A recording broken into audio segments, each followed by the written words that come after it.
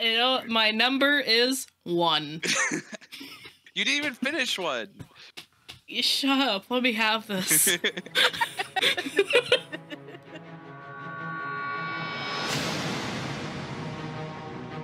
Hello and welcome to Audio Adventures. This is a D&D 5th edition podcast that is made by friends, with friends, and for friends. And if you clicked on us, buckle up. It's going to be a crazy magic carpet ride for you and me. This podcast is used by my nerdy friends and I to escape our lives for a time and act out some pretty ridiculous scenarios. And we are so glad to have you here. A couple things before we start. Our group loves the rule of cool, so I'm sure we will get rules wrong. So if we do, please feel free to tell us in a kind fashion down in the comments. Also, if you want to contribute to the fantastical world of Seblos where this campaign takes place, please make a comment and you may be seeing that kobold cleric in the very near future, along with your name in the show as well. Now, please grab a seat and some popcorn, and let's meet our Wandering Vanguard.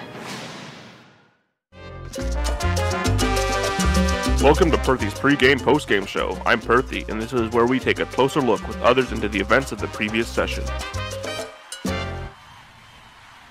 Hello there, I'm Perthy, with our special guest, Lord Devices. Hello, Perthy. Oh, it's good to meet you, sir. Very nice to meet you as well. It seems that you're acclimating towards the sort of plane of living better than I thought you would. Yeah, I'm liking it. How about you? You've been asleep for a while. How you feel well rested? Oh, I've never really been one for sleeping, so when you're forced to sleep for hundreds of years, you really don't want to do it again. But I do indeed feel energized, so I guess that is a plus. You've not been awake that long, but what are your thoughts on this brave new world so far? Oh, after waking up after hundreds of years being asleep, Perthy, I'm a little surprised at just how the world has developed with my nieces and nephews withdrawn. Things feel unbalanced. Speaking of unbalanced, during the fight with Osmodeus, you fled. Did you think the party could have used your help, or do you think they had it pretty well handled? I wouldn't say that I fled. I think that I walked away. I wouldn't count that as fleeing, as I did not engage. But I think that the party would have been fine, but if they were not, that is something I would have had to deal with after. Besides, the oath that I took does not allow me to take action that could result in my nephew's untimely death. That's a good familial choice you made, then. Oh, believe me, it wasn't my choice, Perthy. Family, am I right? Oh, what am I saying? You know exactly what I'm talking about, but we can get into that later. Your family, by the way, they're doing well. Oh, that's good to hear. Including your sister who's sailing on the seas. For those at home, my sister almost killed me. Speaking of this oath, what do you plan to do with the arm and the magic stone now that it's in your possession? Those are two incredibly powerful ancient artifacts that fell into your friend's possession. And, well, as I have told your friends before, Perthy, I'm going to make sure that they both don't fall into the wrong hands, and that they're going to be contained and not used to, spread death as much as they would probably be able to. Very, very good. I didn't really like that stone or that arm to begin with. Yes, indeed, Perthy, you really shouldn't. Although their new cat friend really did seem intrigued about it. Now that I think back. Interesting. I wonder what Red Guest was thinking. I'm sure it was nothing bad. After all, I'm sure the party would have noticed if anything was off by now. One will hope. One is to hope that they would notice. Speaking of things noticed, were you caught off guard when you walked out to see Tibble and Ekman? Oh, at their meeting. Yes, their meeting. The sort of private meeting they had out in public. Yes, sorry, I've never been in that situation. I don't know what it's called. Oh.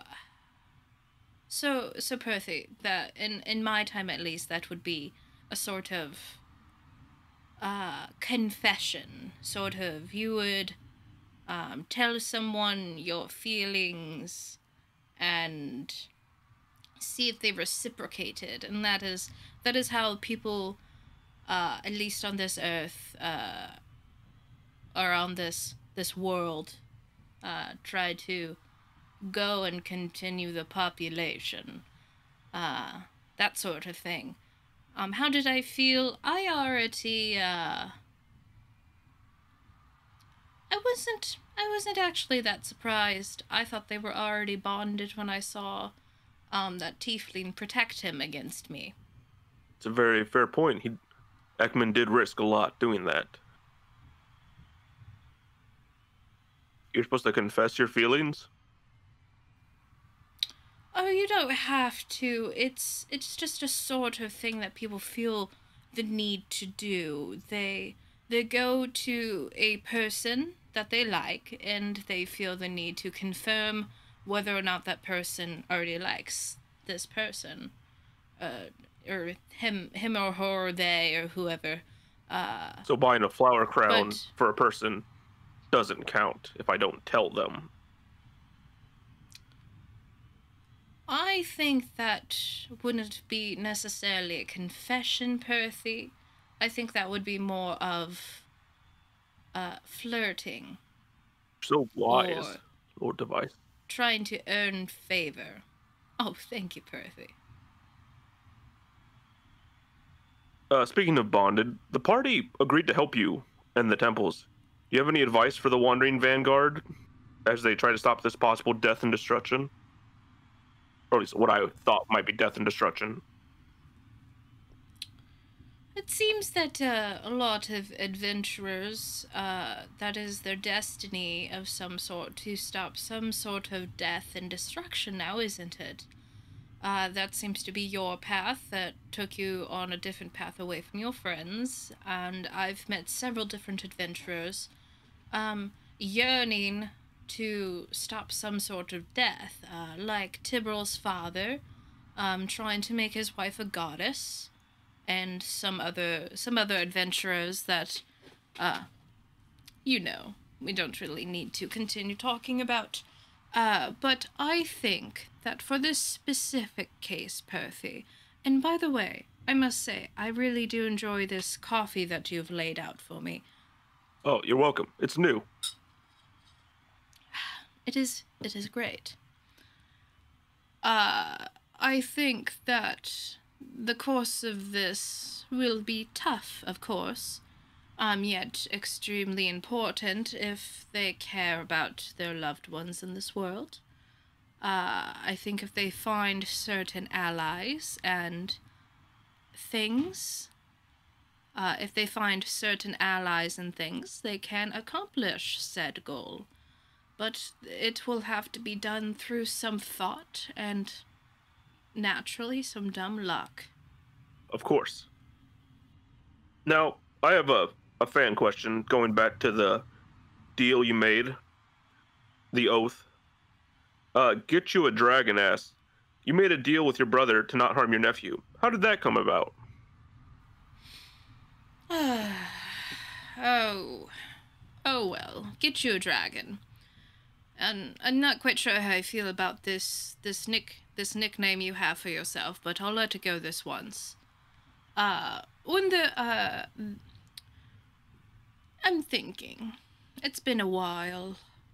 When there are family get-togethers and one of your nephews are little shit, and they also have way too much power and disruptive ambition, and your brother's not able to see it, and then makes you promise an oath and some extenuating circumstances, then forces to a job on you, and then makes you sleep for hundreds of years. Oh. I'm sorry, I got carried away. What was the question again? Oh, that's all right. Thank you for joining us today, Lord Device. Oh, it's not a problem. I do enjoy a different atmosphere. This was enjoyable. Thank you, Perthy. Yes, thank you. And thank you to our sponsor, The Prize Pottery. The Prize Pottery is run by a suitable young half-orc man. The Prize Pottery is a nice pottery shop, has perfect pottery. So check it out. It's run by a nice half-orc, and tell him Perthy called. Well, not called. Well, told you. This was Perthy's pre-game, post-game show. Thanks for joining us, and let's return to the world of Seblos. You all met Lord Device a couple sessions ago, and quite frankly, a lot of those sessions were lore dumps. Where a lot of you learned that this forgotten god is actually quite key to saving the world that you all have grown quite fond of. Tibble found out his father visited Lord Device and left a very important satchel that his mother had gotten him, and apparently went to the Feywild. And you also gave out some very powerful artifacts, and amongst all of this learning of what had happened, some emotional unveiling had happened as well, where Ekman, basically after being prodded many, many times by Tibble after he kissed the boy unknowingly in his sleep, had a very, very tenuous confession in which everyone was waiting for Lord Device to come down the steps. After that very tenuous moment, and a new sort of dynamic coming out between two very good friends, and learning about all of this stuff in the world about this god that some of you now know the name of, but some of you also can't say, and where to go to restore his temples, and why you have to restore his temples, and that you might need some help in doing this mission because there are 29 said temples. After learning all of this and spending the night, you all got up the next morning, reinvigorated, on the cold cavern floor, and giving your final goodbyes to Lord Device, him watching you go. You all set out of the cavern and are standing at the entrance of the mountaintop cavern, looking into one of probably the nastiest snowstorms that you have ever seen. What would you like to do? Are we standing on like the edge of the cavern door? Like looking at us like, oh, that's not good. That it seems as you all walk up into closer to the door, you see it's almost a wideout. And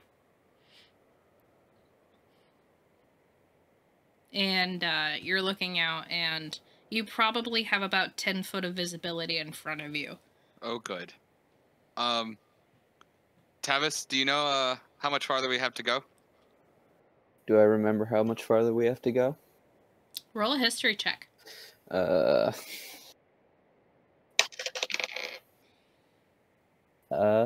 is 20. unnatural. All right.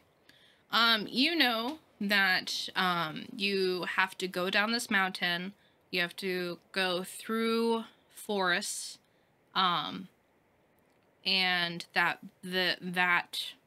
walking like that will take about a week to get to the Goliath encampment.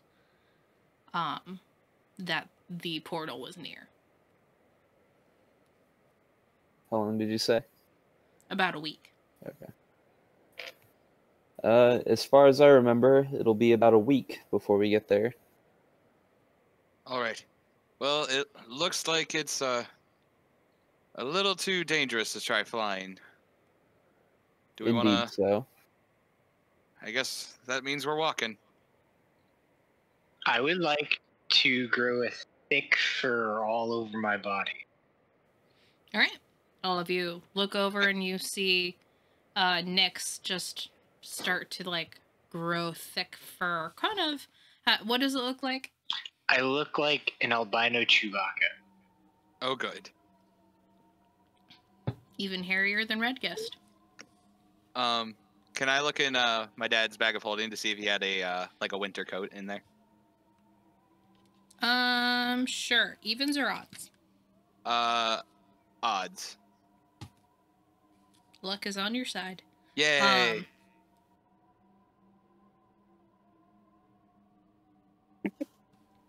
You reach your hand into this and you just have a feeling. You think about a large snow coat that you used to see your father wear, and you pull it out and it comes out and you see like sort of like this is a really nice soldier's winter coat.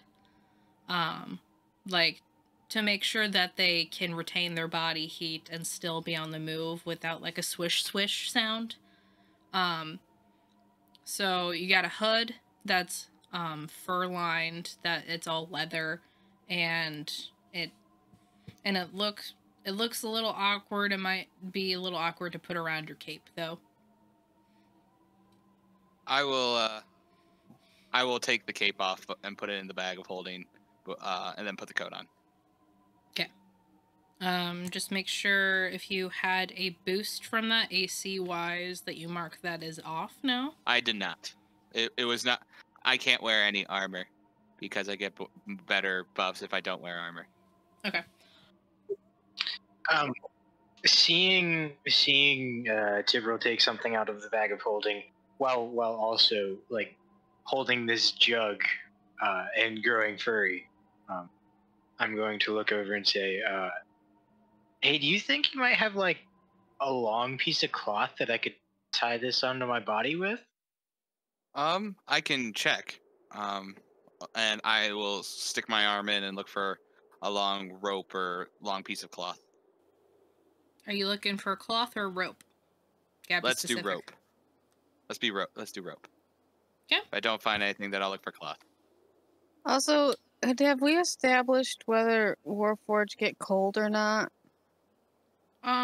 As I would say that you being a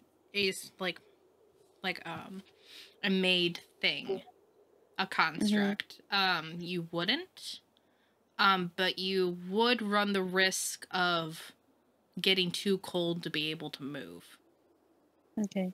And sort of going into like a stasis. And then all my cherry blossoms would die. Mm-hmm. Sad face. Mm-hmm. Oof. Rip. Was that evens or odds for your reach in, Timbrel? Again. Going odds again? Let's do evens this time. Alright. You are lucky today. You pull out about 50 feet worth of hemp rope. I'm gonna pull out the rope. Will this work? Yeah, I think I only need maybe 10 feet at the most. I'm gonna guesstimate 10 feet, and then pull my knife out that I put in there yesterday and cut it. Cool. He hands you the rope. I'm going to take that 10 feet of rope and I'm going to wrap around the barrel, like on both ways, crossways. So it's kind of there, and then I'm going to loop through through that cross that and tie it around, slung over my right shoulder, and it's going to be tied in the front, so that way I can maneuver it around my body without untying. All right. So you feel about 12 pounds just kind of settle on your back. Oh boy, this is kind of heavy. While he's doing that, I'm going to actually, not put the rope back, but I'm going to start making. Actually, no, I'm going to like, hey guys, let's with how windy and snowy it is, let's tie this around ourselves so none of us get lost. We all know where everyone is, just for safety. All right. So I'm I'd going to probably start. say I'm going to go onto the front and tie like a knot around me, like to the one end. So of the are rope. you doing it around your waist? Or are you doing it in like? Well, it's 40 to feet. like each other's. It's 40 feet of rope. I assume wrapping it around each other will have enough. There would be enough for most of the party, but not all of you. Really? Yeah, because you're gonna have a couple foot around each person's waist, a couple foot to have some okay walking around. Right. Well, I was just thinking because most of us are, like, the biggest person here is Tomb. Yeah, I'd probably run out around the last person. Okay. Then I will make hand loops for everybody. Do you want some of my rope? Let's just save as much rope as we can, and let's just do the hand loops for this one. That way we don't have to try to splice two ropes together.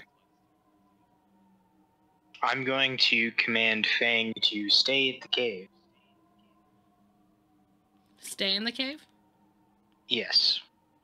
To save some extra, I can summon myself at the end of a long rest. I have a question. Oh, you can just summon him? Yeah, we'll go with that wording. Could I use mending to, like, actually mend Radguest and Tibral's ropes together? 1 second. You said that, for Trevor, you said that you could just summon him to you? I mean, not exactly. I would have to make a whole new one. It says, at the end of a long rest, create a new steel defender if you have the smith's tools with, if you already have a steel defender this feature, the first one immediately perishes. Gotcha. Okay. So essentially I can summon him, but not it doesn't require any materials, just me having my smith's tools on. And I have those. Okay. So you do that, and Fang just kind of like sits down, and you hear like a whine come out of it, like, but he does it. And Tomb, for mending, yeah, it'd be like if just like the two ends of a rope. Yeah. Yeah, that would be like a 5-foot span. I would say you'd be able to do that. Okay. So then how much longer would that make the rope? So you're saying, for Tibral's and Redguest rope? Yep. So that'd be about 90 feet because Tibral's is 40 and the other one is 50. Would that be enough? For around the waist of everyone, yes. Okay. Do we want to do that? Yeah. Okay. Good. I'm gonna take my rope and hand it to Tomb. I'll do the same. I have mending as well. Ooh. Can I assist him? Sure. What'd you say, Zach? Oh, I can mend as well. Yeah. Both of you, get both ends, and you stand over with whatever Mm-hmm. prosthetic or real hand that you want to cast magic with. And you both wave your hands over both of the ends of the rope, just make sure, and just the light kind of emanates out of the palms, both varying in different degrees of magic that you both come from. And yeah, Zach, let's do some wild magic. We all fall down the cliff. Oh. Oh no! 17. Calm down. Oof. Yeah. Roll again. 34. Okay. 1 second. Let's get my wild magic chart up. What This if is where we are. what if the wild magic just sort of clears out all weather effects in the nearby vicinity? That'd be awesome. That is possible. Or it could just fireball us all right now. Yeah. Or That he would- could turn that into could another plant. Oh no, does he really? What's he look like? What kind of plant?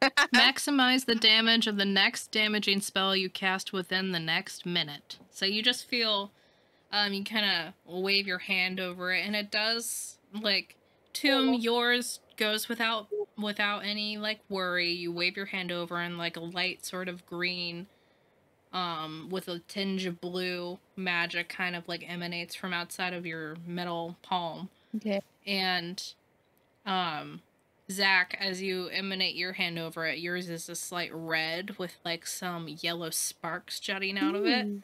and it just kind of like sizzles, sort of like an electricity, like a jolt, like comes out of your hand, and then you feel it go into you, and you just feel very powerful for the next 60 seconds.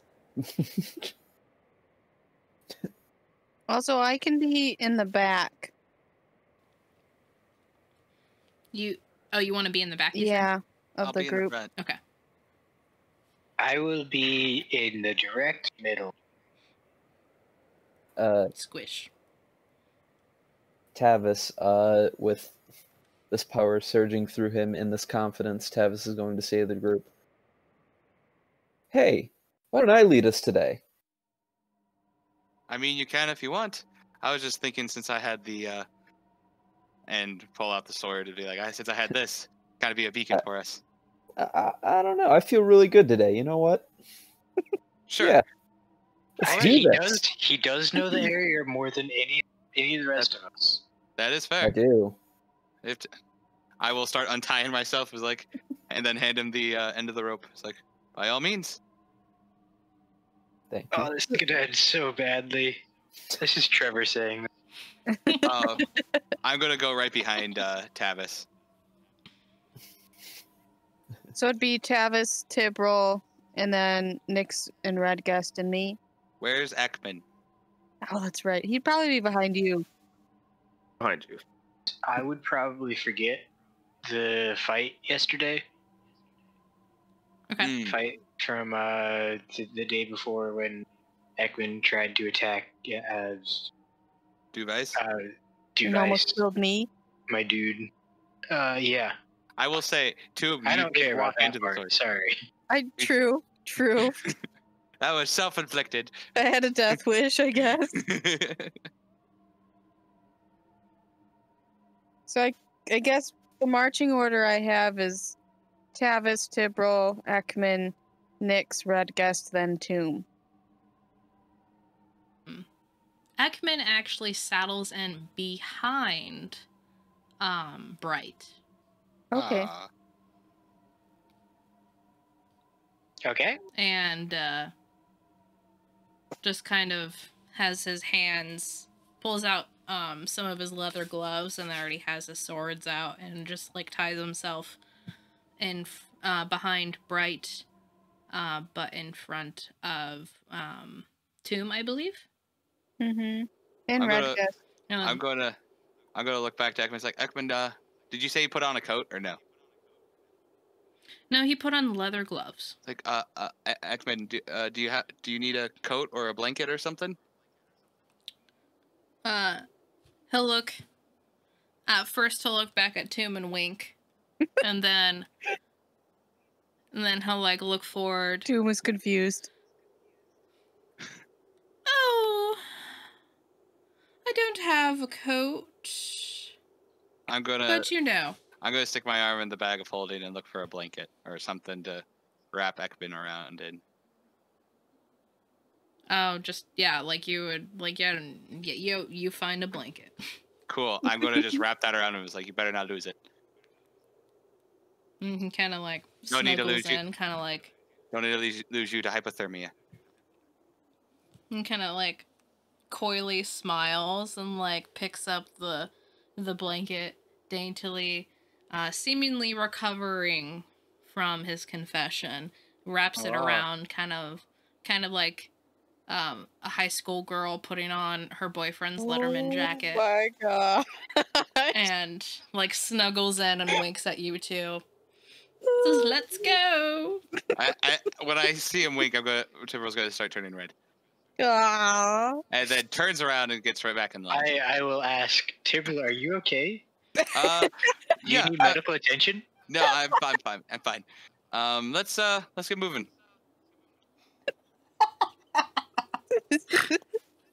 This is great. Woo!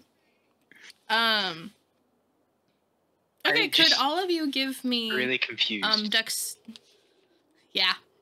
I don't think Bright would understand. I think you're right. No. No, he would not. Could everyone give me just dexterity checks, please? No saving throw or anything? No, it's not a saving throw. Okay. That's good. Oh, if only it was a saving. I know. I would have been at 18. No, I'd have been at 18, but no. 14. Tavis Very nice. Tavis is really confident today. Tavis be poppin'. Tavis be Dang. Oh, Red Guest, where were you in the line again? He's in front of me, I thought. Fortune. Okay, so then Ekman nuzzles in. I'm sorry, Raul. I misheard where you were. So he nuzzles in behind Bright, and then in between him and Red Guest, and then winks at the both of you. Now you said nuzzles. How close is he to me? Because I will step away if he is within my personal space. What you don't? You what's feel wrong? him like brush past you in melee range, and just kind of like you see him like chuckle out of the corner of his eye, and then step back like a normal amount back out of your space. But at first he like steps in your space way too close, and you feel like a little bit of his I like take a step back as soon as he does that. back towards him. No. Forward. Step forward. I take a step away from him in any direction. I don't care. Away Off the cliff. off the If cliff. you go off the cliff, we all go off the cliff. Whee! I don't have that much strength to make sure we don't die. No, Red Guest is the Red strong one Guest of is us. like, I'm the tank. I've got Red you. Guest is the tank, though. Let's be real. Yeah. This 5'6". This 5'6" you're- cat. You are still taller than my barbarian. So I took a step forward away from Okay. to give him. And you just to kind of give you him hear a- like a light chuckle, and then nothing else. I just look at him really confused. You look at him, he winks at you, and then exposes one of. Like when he winks at you, he exposes one of his like canines at you. I'm just gonna look even more confused. That's so cute. He maintains eye contact a little too long. I'm gonna scratch my head and I'm gonna turn around. I love this so much. Since at this point I really honestly have not learned his name yet. I will look at Tibril and say, Tibril, I think there is something wrong with your friend. What's he doing? And I'm gonna turn around and look at Ekman. He leans over, looking down a line, like everyone's single file, he like leans over when he sees you leaning over, and then he like leans in quickly like he's playing peekaboo. See, he's being weird. This is I'm gonna lean into Bright. I'm so sorry. This is normal for him. I take a step back as soon as he gets within my personal space. Does that not pull everyone? No, there's What? there's slack between Like- us. Okay. Yeah, no, there's slack. There's totally There's slack. like, there's Okay. about like 10 foot worth Oh, of slack in between each and every one of you. Yeah. good to know. So everyone hold hands. Yeah. Toom wouldn't understand that concept. Do what? Toom wouldn't understand that concept. Tombed wouldn't know what holding a hand would be, even if I we don't just think so. even if we handed him a hand to hold on to. I mean, the only person who like really like, I don't know, like, wow, like I guess would hold his hand or whatever would have been Rin. I know I've grabbed Tomb's hand multiple times. I don't remember that. I've probably pulled him around all over the place. I mean, Yeah, totally. Totally has, like, straight up. I remember that happening. okay, at least one of us remembers. Collectively, we have a single brain. Yes, Good. we share We are- one brain cell. We are one. We are brave. And as all of you prepare to step out and you look, can you, before we step out, can you all make me survival checks? No, my Alright, weakness. natural Sorry. 20. Natural Ooh, 20. That's kind of bad. Ekman got a Whoa. 1. I'm the brains of this Guess relationship. he's not alone. The person at the front of the Yes. pack should not get a natural one. I got 25. This is great, Wow, Nat 20, but 25 total. bro. better than my 9. Hey, Raul, what'd you get? Okay, cool, great. I was We thinking fa- of it. are we I had all just advantage on dead? some. Is this how we just? This is how Okay. we all die. Dead. What are you guys doing before you step out? Just step out? I don't know. I am just prepared for just. I'm gonna We like. step towards the cliff. I'm laughing at Oh. the Collectively. Sam, I have a question. What? Will Talon will Talon get really, really cold? So, Because technically he's still a normal Technically- owl. Right?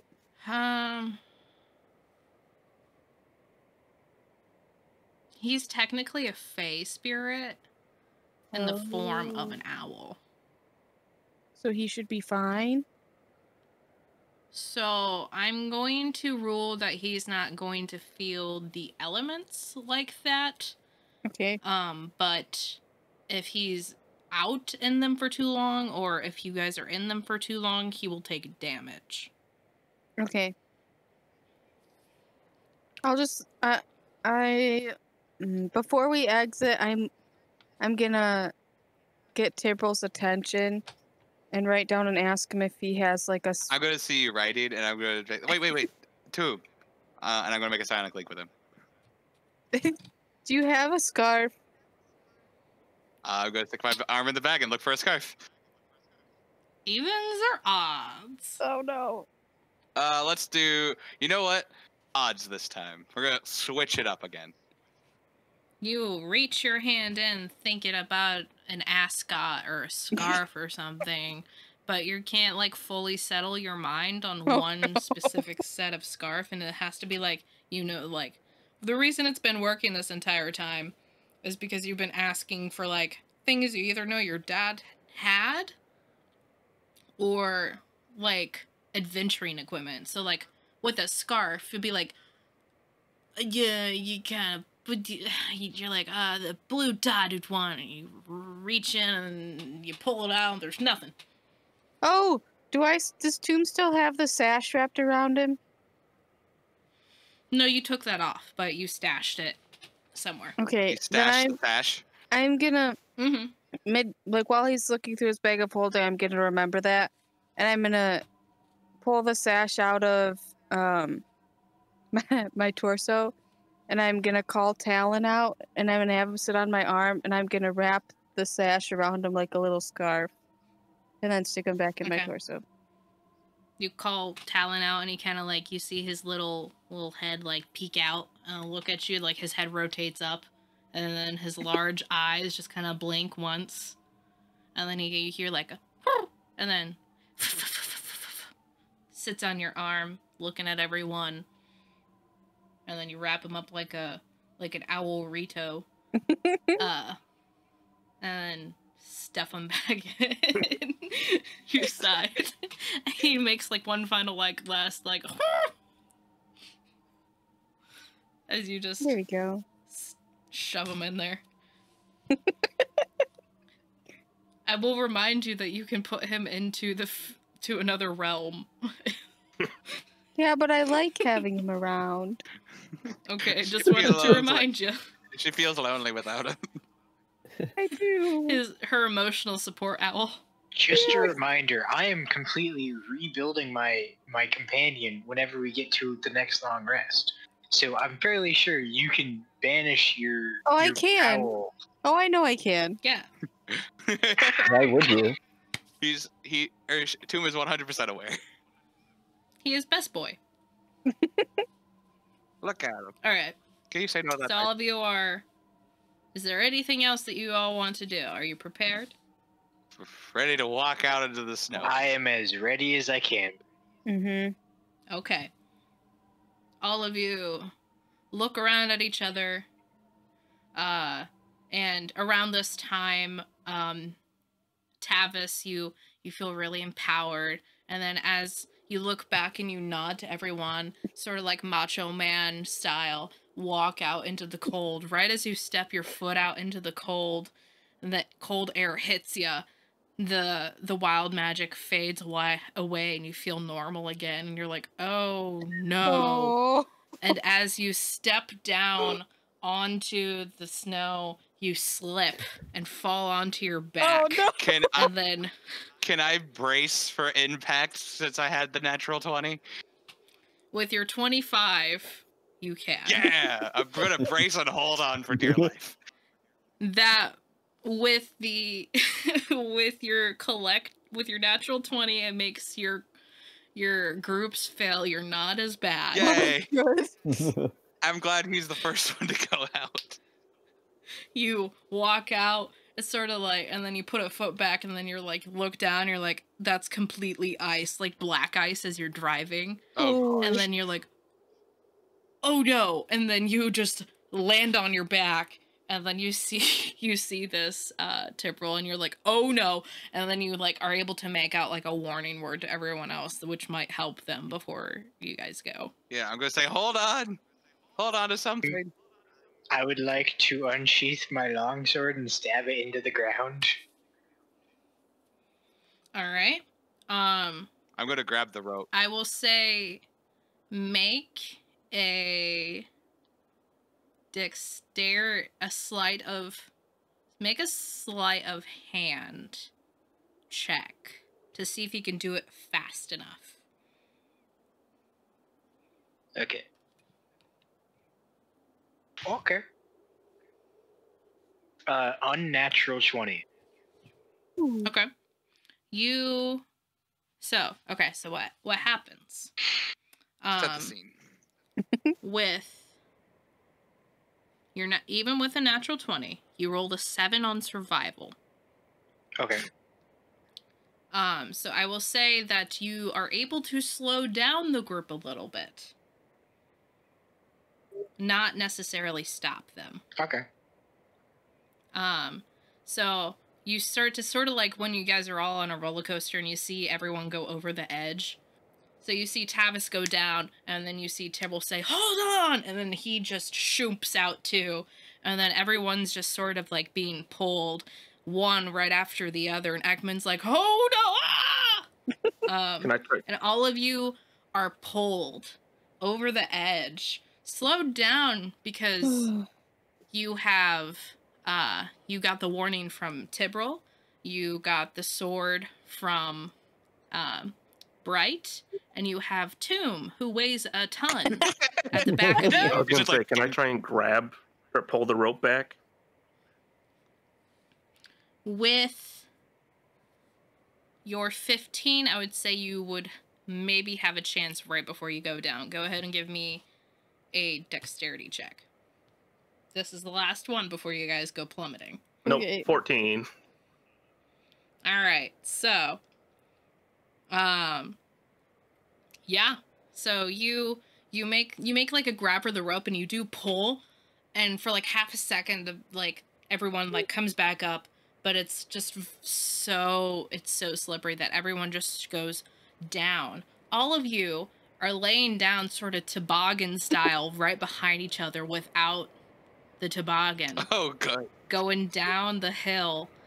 And as you guys are going, you guys are going down, and there's 10 foot of slack in between each and every one of you. Uh-oh. So you guys don't see each other.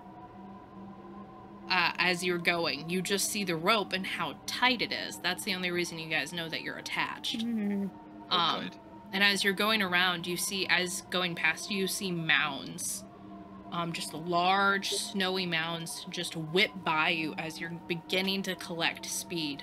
Since, Tavis, you are leading the group, make a dexterity check with disadvantage as you are going down this hill. Does anyone know Featherfall?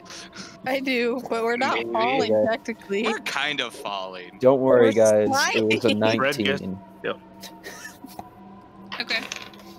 Red just is Okay. worried about Doom right behind him. Oh, I'm With sorry. Okay. disadvantage, Okay. you rolled twice and took the worst. Yeah, 19. Very nice. So all of you are, sliding down this sort of like toboggan style-esque sort of like an amusement park ride down this really, really tall mountain. You're getting kind of like, frozen on your undersides as you're going, like freezer burnt. And you're just like seeing, like going past you every so often, the snow will let up, and you just see how high up all of you are. You're making really good pace as you guys are all whipping and weaving around all of these mounds. The first one, you make. The second one, you make. The third one, you're good. And this fourth one, you're good. The last one, as you come up to it, you just kind of... It's the largest one, so you go very fast past 1, 2, 3, 4, 5 large snow mounds. And as you are going further and further down this mountain being dragged, Ekman screaming the entire way. Oh. Very high girly screech. Oh my gosh. We're gonna die! That sort of deal. This very last one that you guys come up to is just too large and sort of diameter to make a round. So you all just one right after the other, just choom, choom, choom, choom, choom, choom. I'm imagining like Just- the cartoons like sled thing where you go off over like a ramp. No, you actually, it's not a ramp, so Oh, it's a dang it. mound. Yeah. You're running face first into it. Do Ow. we like go into the mound, or do we just hit like the side of it? You That makes sense. hit. So you would think with the amount of snow and the amount of ice that you all are going past and you all riding over, you would go into this mound. Mm-hmm. Oh. But as you come in onto the mound, you hear Tavis. You would like come up to it, and you're able to angle yourself to hit like your prosthetic arm first, to sort of catch the blow, not breaking it. And Oh, it's all of you hear right before your impact a loud metallic clang oh. and then it repeats as the rest of you just clang, clang, clang, clang, clang, as Tomb runs into it, and you all are stopped finally. Oh. How much damage did we take? Let's just do 3. That could have been a lot worse. That is very generous, Sam. You all right, Doom? My eyes flicker a little bit, and I check to make sure Talon's all right, and he just like shakes off some snow that's on his head. Is it still like blizzard out? Like super Yeah, crazy? you guys are surrounded. You guys made it. You were at the top of this mountain, and you don't know how far you made it, but you were tobogganing for quite a bit with a very nice roll from Tavis, sparing you some other damage that you might have had. Awesome. Good job, Tavis. Yay. So I'm just gonna be like, ow, where are we? I'm assuming it's gonna be really loud too with all the wind, so I'm gonna be like, I'm not sure where we are. How could you hear me if I was whispering like this? That's fair. That's fair. It's stage whispering. Yeah, I'm talking like normal. So,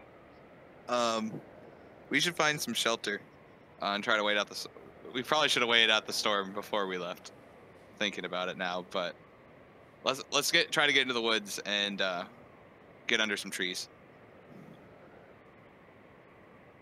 Which way is the woods? Good question, Tavis.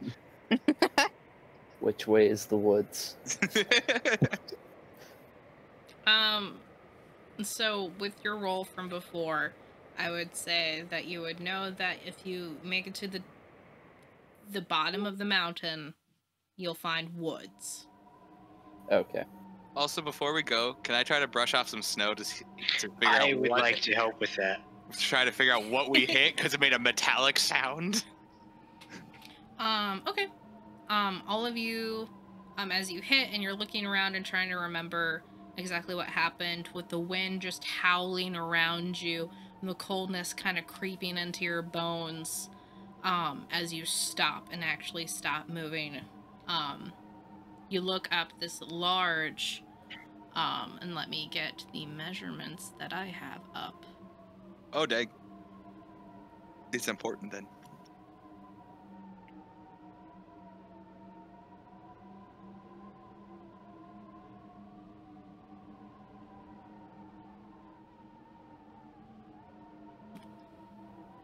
So you see about in front of you, and you're not quite sure how much of this is snow or how much of this is actual what's underneath the snow. But you see at least double your height worth of snow mound and just really large diameter. You're not quite sure how far around this thing is. You're digging into the snow mound. Yeah. To get off some snow? Okay. Yeah, just see what it is. You start. Because metallic. You start digging. I won't make you roll for it. Eventually, you would get it. Yay. Okay. You have to dig. You all, whoever is digging through ice, Tibril and Bright, you start digging through snow and ice, and it kind of cuts at your palms a little bit. Can I help too? Yep. Finally, all the blood's blood's three of you. all the blood's dried off or gone off now. Ah, yes. Only for the ice to cause your hands to be cut more. Yeah, it's now my blood. No longer Tavis's. Would you guys rather would you guys rather I cast a fire spell to melt the ice, or would you just want to? Well, we don't want to break digging? it. No, you can't cast fireball. I say let's just dig it out so that way we don't break it, whatever it is. I'm fairly sure Tomb would have broken it. That's fair. You're right. But I would rather take no chances. Because I'm curious. I just keep digging. Oh my gosh. What's under the You're right. snow? What's under the snow, Sam? You start digging and digging, and it takes you a while, and your hands start to, like the moment where you touch snow, like, your hands start to go frozen. But as you, like, all of you are fueled by, what the frick just made that sound? And eventually, sort of like Avatar-esque style, where you, like, finally make it through something, you, like, are able to, like, dust off this snow, and you find, indeed, something metallic sticking out. Although it's not silver, it's red. Can we investigate it? Do I know what it is? Roll a history check or intelligence check. Can I roll a history Can I do this check? too? Me as well. Yeah. Let's do it. You guys right now, you see just a fraction of red metal sticking out right now. So Well- the DC is really high for this check if you want to roll right now. Can we continue to dig it out, then roll for it? Okay. Eventually, as you, like, get everything, not everything, but you get a good majority, you start to see developing a shoulder sort of peek out of the snow. It looks like, as you keep digging, you uncover a shoulder, and then it goes down, and it looks to be sort of this large metal suit of armor. And as you go to the top of it and, like, start digging that out, you start to see large metal sort of cylindrical bits poking out of its back. And as you get up top, you finally find a humanoid form impaled on what looks to be a spike. That was Do I recognize this? The humanoid form or the metal armor? Both. No. Do any of us with our rolls? Initially, you guys have no idea what's happening. As for your rolls, that is a different matter. So the lowest is a 12. Yeah. Oh, I forgot to write mine down. Hold on a second. Dang it, Emma. There it is. Still lowest is 12. Okay. Lowest is a 12. Type. So, you see just, and as you guys manage to get most of it out of the snow, and it looks, you get, like, at least half of its body that is contorted, and it seems to be, like, laying down, and, like, its hand is reaching up towards the top of the mountaintop, like it was trying to crawl and get up to the top of the mountain. The entirety of it is just made in red, rusty metal that is very cold to the touch, of course.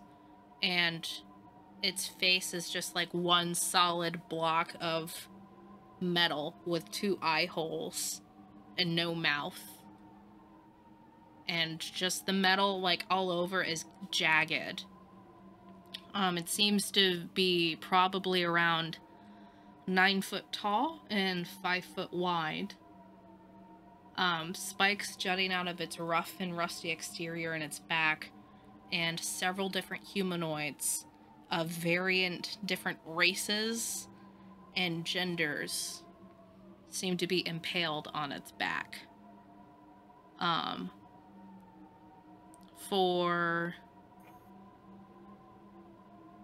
And the rusty red seems to be joined in on just coats of blood that seem to have been dried on the exterior of it as well. Tibril, the most after that you're able to make out in its upper, on its left, so your right. Okay. On your right upper left chest plate of this creature or construct, is a kind of faded out, scratched and jarred T-34. T-24? 34. 34, got it. That's all you were able to make out. Everyone else is able to make out that these more and more like that these things that are hanging off the spikes, there didn't seem to be a method to the madness. They seem to be half-orcs, elves, Goliaths, humans, dwarfs, dragonfolk, gnomes. Whatever was there seemed to have been suspended on its back, and there are just tons and tons of spikes jutting out. And Nyx, Yes. you, being very technically minded, know that this robot seems to be in a stasis. And that also everyone on those spikes probably have everything that was in their pockets or with them when they died. And you see on its right shoulder is a insignia of a emerald claw reaching up towards the sky, just in its shoulder. Do I recognize the insignia? An insignia? Yeah. With your history roll, you would probably. Okay. You would know that is... Let me get my other notes. Oh, cool. I already have this up tight. I have a question after you finish with Trapper. Okay. That is totally fine. You would know this to be the Order of the Emerald Claw. They are a cult, to be quite frank. And they essentially really what they're for is their magic doesn't come from a god. It comes from the energy of the world itself, as they see themselves as God. And that they are all underneath one person, sort of. There's a sect that is attached to them called the Blood of Vol. VOL.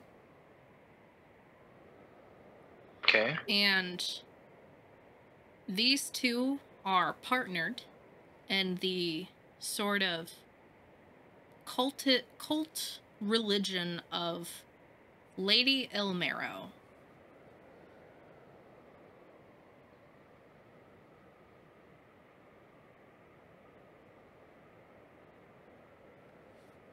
Can you spell the name? ILLMARROW.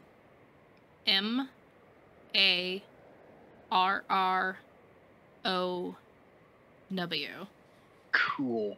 She is known as Lady Ilmero, and you also know that she is also called Arandis Vol. Arandis Vol? Mm-hmm. A-R... E-R... E-R. A-N-D-I-S, and then V-O-L. Okay. Cool. Alright. I'm going to say, well, this thing is still active. Red guest steps back. We are not going to awaken it. We're just gonna look through the pockets of the dead. Should we do that? What if doing that activates it somehow? Then we melt it. No, I'm with Nyx. don't do that. I don't think this is a good idea, guys. I'm going to go to the nearest person and start looting that person. Wait, are you still tied to everybody? You're right in the dead center. Yes. Mm-hmm. Hey, So you Sam. make it about 10 feet. And what was your question? I have a couple questions now. Okay, first one.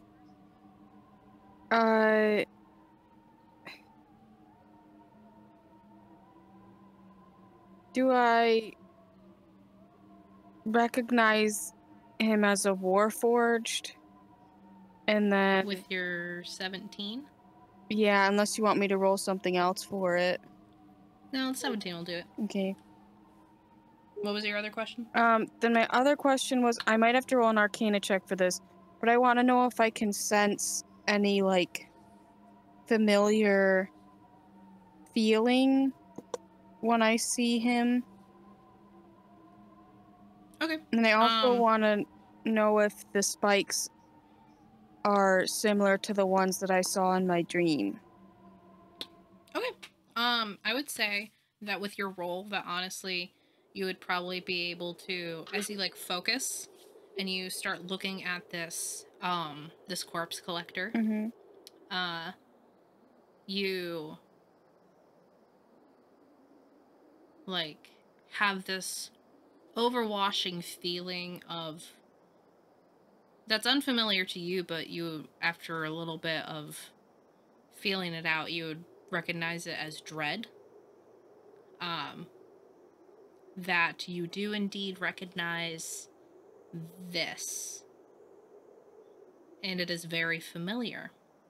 It feels kind of like a brother. That's exactly what I thought. What were your other questions? Well, you answered the first one about him probably being a warforged, technically, and then you answered the one about the familiar feeling. And then my other question was, do I recognize the spikes on his back as similar to the ones in my dream? Ah, yes. So you, and then you look at that and you're like, oh crap. And then you look up, and then you have flashes of you. Except with spikes. And everything burning around you. From that vision. Just kind of flash in your mind as you look at that. When that happens, my eyes flicker a little bit and I falter. And like fall a little bit. Or like lose my balance. Mm-hmm.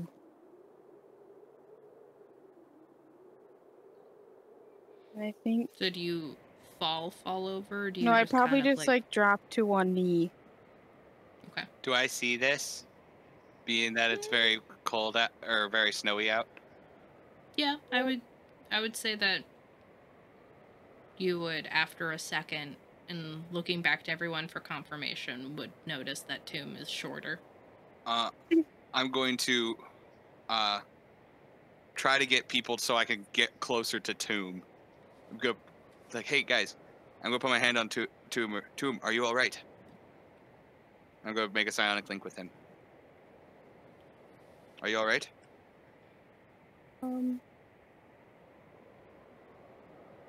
I kind of. There's a pause for a second. And then I say, I know him, but I don't know how. In a good way or a bad way? I don't know.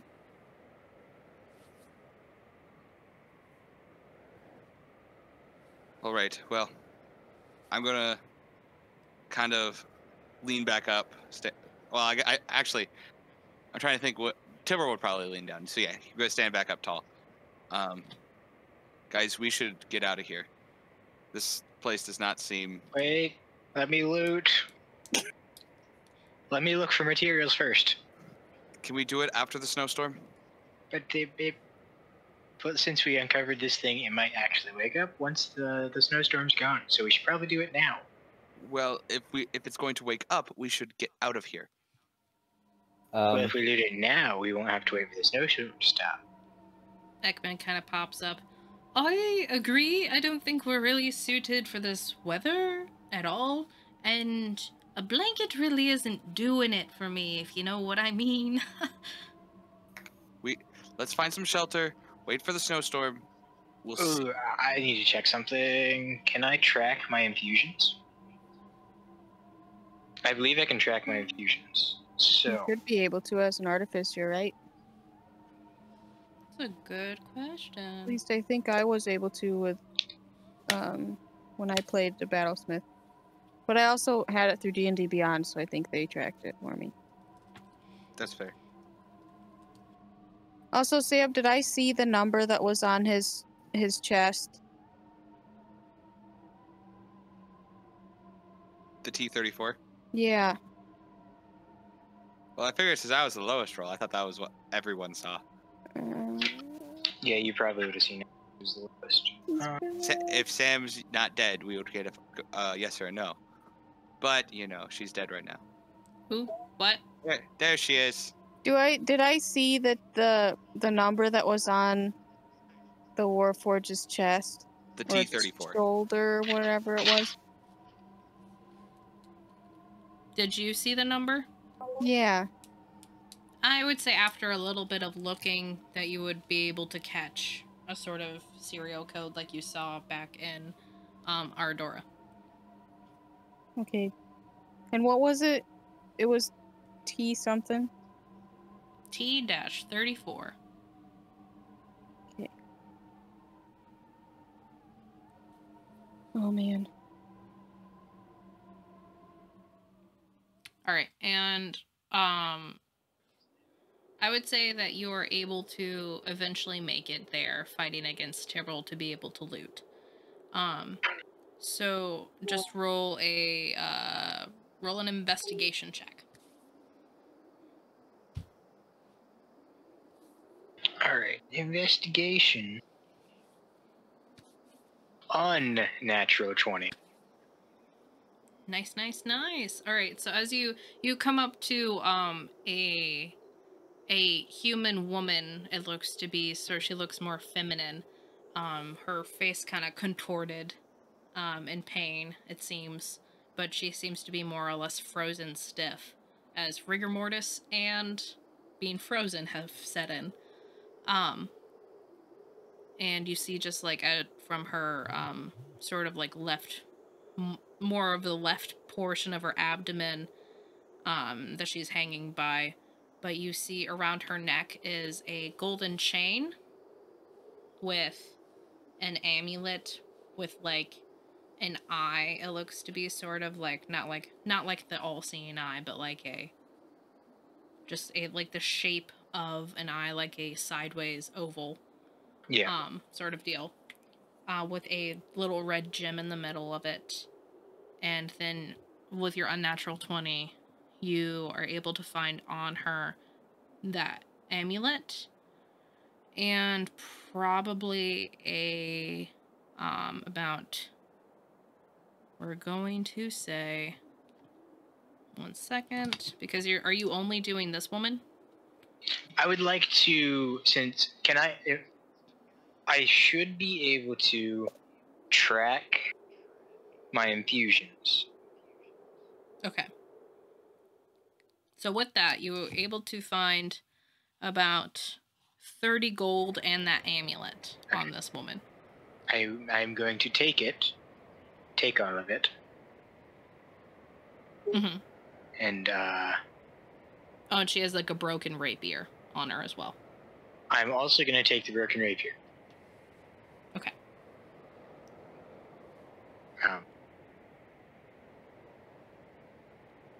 Sorry, I have to get to it. A place where I can write stuff down.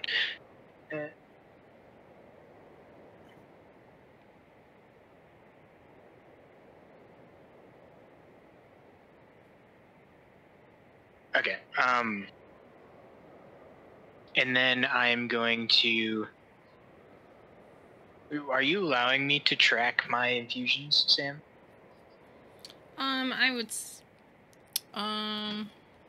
I wasn't able to look it up, so this will be a house rule. If anything, evens or odds?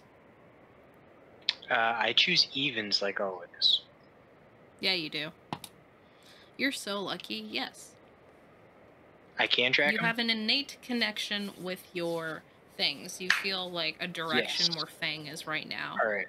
Sort of. So you know innately that you would be able to. I'm going to say Hey, I'll catch up with you, and I'll untie my portion of the rope and continue looting bodies. Do I see him Okay. untie his rope?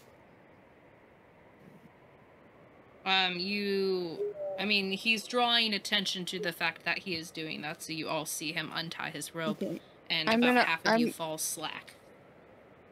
I'm gonna untie too and stay with him. Alright. So, Ekman and, Redguest are tied together, and then Tibril and Tavis are tied together. Well, are you sure you two are fine? I'll be able to find you. I can track Tavis's arm. Okay, if you're sure. I'm gonna look over to Tavis, Ekman, and Redguest. Let's make our way into the woods. Tavis, do not lose your arm. Again. Ha ha ha. Let's find some shelter. We shouldn't leave. Shouldn't one of us stick with him just to be safe? Tumis. Oh, Tumis. Okay. Yeah. All right. I guess we can venture forth again. Okay, let's head into the woods. To the woods. Into the woods. Alright. Into the woods. Ekman's, like, pulling his blanket around him, and he's like, yes, please, let's go. I'm sure they're fine. Goodbye, goodbye, friends, let's go. Oh. Y'all continue down the mountain. Wait, so... As soon as they're gone, I'll look at two and say, who is that person? I start writing, and I write that his name is Ekman, and then I show it to Nyx. Oh, and I'll go back to looting bodies. Oh gosh. So just to make this quicker with your, what was it, 20, a natural 20 or 22? Unnatural What was that? Yeah, so with that, you find about, in collectively 5,000 gold. That's a lot of gold. Over the course of all of these bodies. You find rags that come with things. If only I wasn't tied up. You could have gone. No, he had two. Do what? Nothing. I mean, if you feel like your sneaky suspicion, like they're making money thing, and you want to untie from Ekman, you could totally do that. But yeah, you find about collectively 5,000 gold. You find that amulet. And when you touch this amulet, by the way, you feel really healthy. I'm going to just keep my hands free. I'm going to put the amulet on. So while you wear this amulet, your constitution is at 19. Holy cow. Holy crap. Yes. That's awesome. We should give that to Redguest. Our tank.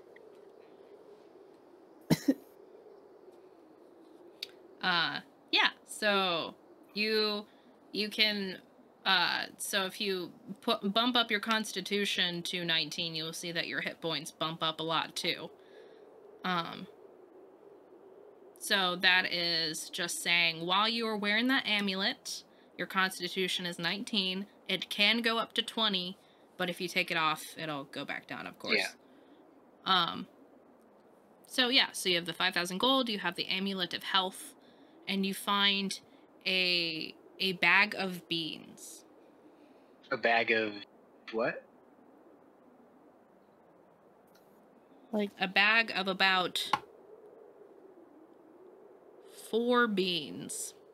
magical beans? Coffee beans? Lima beans? Like, it's a sack that is, like, just a leather sack, and you open it up, and you see these beans look to be just pretty unpresumptuous beans. They're all discolored in a different way.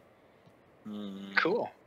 Beans. They're interesting, so I'm going to hold on to them. And then, yep. And then after that, I would say that, we're just going to say that you find, you find about, let's do 3 different types of broken shield. So one of them is like a round shield, the other one's like a rectangular, and the other one's like just a really large one. They're all broken. Does Tomb have a bag of holding on him?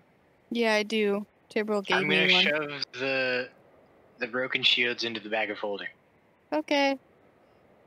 Well, you'll have to gesture for me to walk over to you because I'm not right next to you. I'm gonna say, hey, Tomb, can you bring me the bag of holding?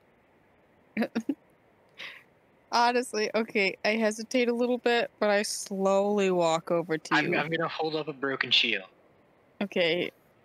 Then I like take the bag of holding and open it and just hover it underneath the shield. I shove the shield in, and then I grab 2 more and shove those in too.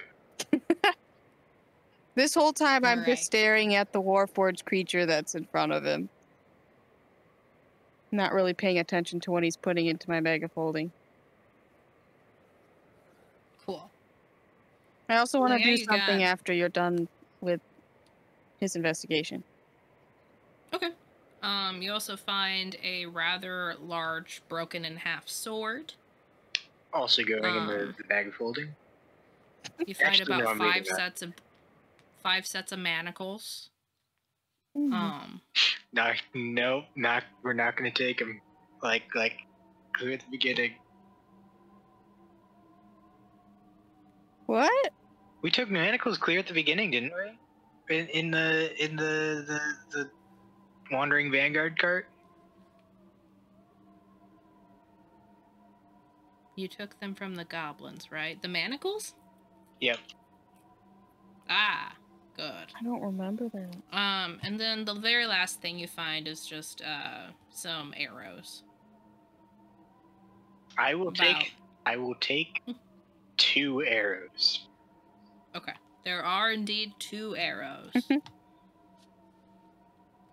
Other than that, everything else seems to be beyond salvaging. Sort of like bits and pieces of splintered wood, shards of metal, rags on the people that are hanging off, their faces just twisted and contorted.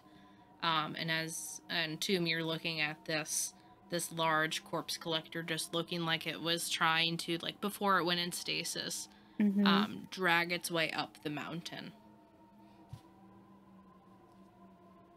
Oh, man. This is probably a really, really stupid idea. I'm gonna walk up to the Warforged creature. So is his stomach in the snow and his back facing us? No, he's more or less on his, we're gonna say his right side, trying to crawl up with like his arm in front. That's why you could have read, that's why you like were able to read his like chest plate. Okay. And go to like his back, and so his spikes are pointing on the other side, sort of deal. Can I see his face? Yeah, you look and you kind of have to like keep brushing snow away to see his face, but it's just one singular sheet of metal with 2 holes. And you see a very, very light glow, like almost imperceptible, in the background of 2 red, glimmering, pulsing lights. Just kind of look back at you.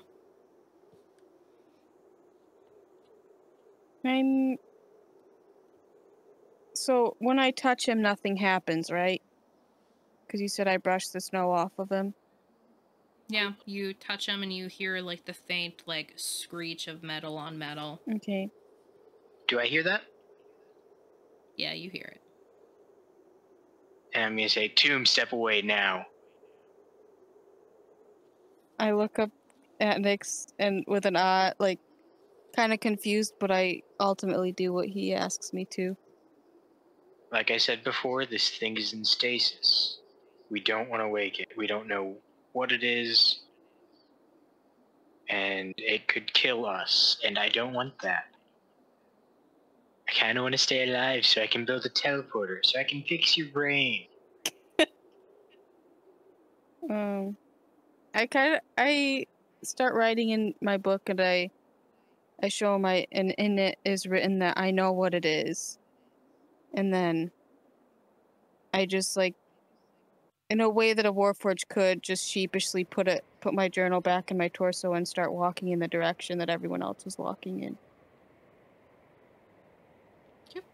I'm going to jog to catch up and lead to back to the group.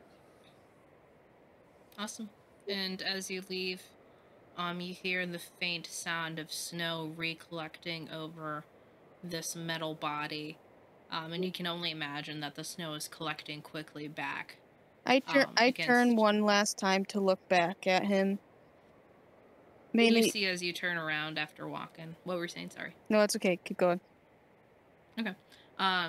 You see, after walking away a little bit, and Nyx jogs up to join you. You turn back and you look at him, and you see like a very last speck of like his face and his hand as they get recovered by the snow, and you see like the faint indentation of his body. God. Oh. All right. That's it. Cool. Yep, that's it. The both of you continue to walk down the mountain, unless you want to roleplay anything.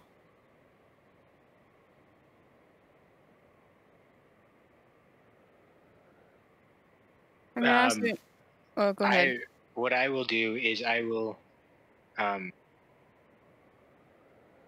taken just like a few of the rags from the corpses, and gonna tie like on my little sash of my rope sash thing. I'm gonna tie like a little thing and shove the arrows in there. Okay. And then I will also tie down at my left hip. I will tie the bag of beans. Okay. And I'll be just kind of like fiddling with the broken rapier. Okay. Yeah, there's nothing else I would really do. I'd probably just be constantly replaying my vision in my head and seeing the Warforged in the snow and just trying to figure out what that means and like how that relates to me. Okay. The both of you doing your various tasks, Tomb replaying the scene in his head multiple times, Nyx fiddling with the sword in his hands. All of you continue to walk down the mountain, and you can't help but wonder if the rest of those mounds on the side of the mountain that are surrounding you, even as you continue to walk down the mountain, are also the same thing. No. Oh, could I do one more thing? Okay. Can I investigate another mound? If you really wanna. I really do. I am gonna keep walking because I don't notice Tomb stopping. Okay. Oh, this is a bad idea, but I'm gonna do it anyways. All right. Yeah. So I'm gonna go to the one nearest to me. There are many, many mounds surrounding you, easily enough. Some of them are smaller, some of them are larger. The one that you walk up to is a bit smaller. Okay. And you start digging through, and you find a similar situation to what you found before with the other corpse collector. This one is on its stomach, trying to climb up towards the mountain, and is stuck in sort of like an army crawl position. With spikes in his back? Yep. Do I see a number on him? Do you want to try to, if you want to give me an investigation check? Yeah, I'll do that. Cool. Oh, man. That was bad. Oh, wait. 14? You kind of have to, like, bend down and, like, kind of, like, peel one of his arms up in, like, a similar spot to what you've seen the other guy. And with the snow fighting you kind of catch a glance on a different shade of metal and paint ratio, sort of like a green deal that you see on his other chest. You can assume that might be what that is, but you do indeed see another red emerald claw on the shoulder closest to you. Does the green match the color that's emerald on me? Yeah, the green does match the color that's on you. And I said red emerald claw earlier. I meant green. Sorry. Okay. Okay. After finding this information, I continue on and try to search for Nyx. Okay. Go ahead and give me another survival check. Okay. Hold on, let me finish writing real quick.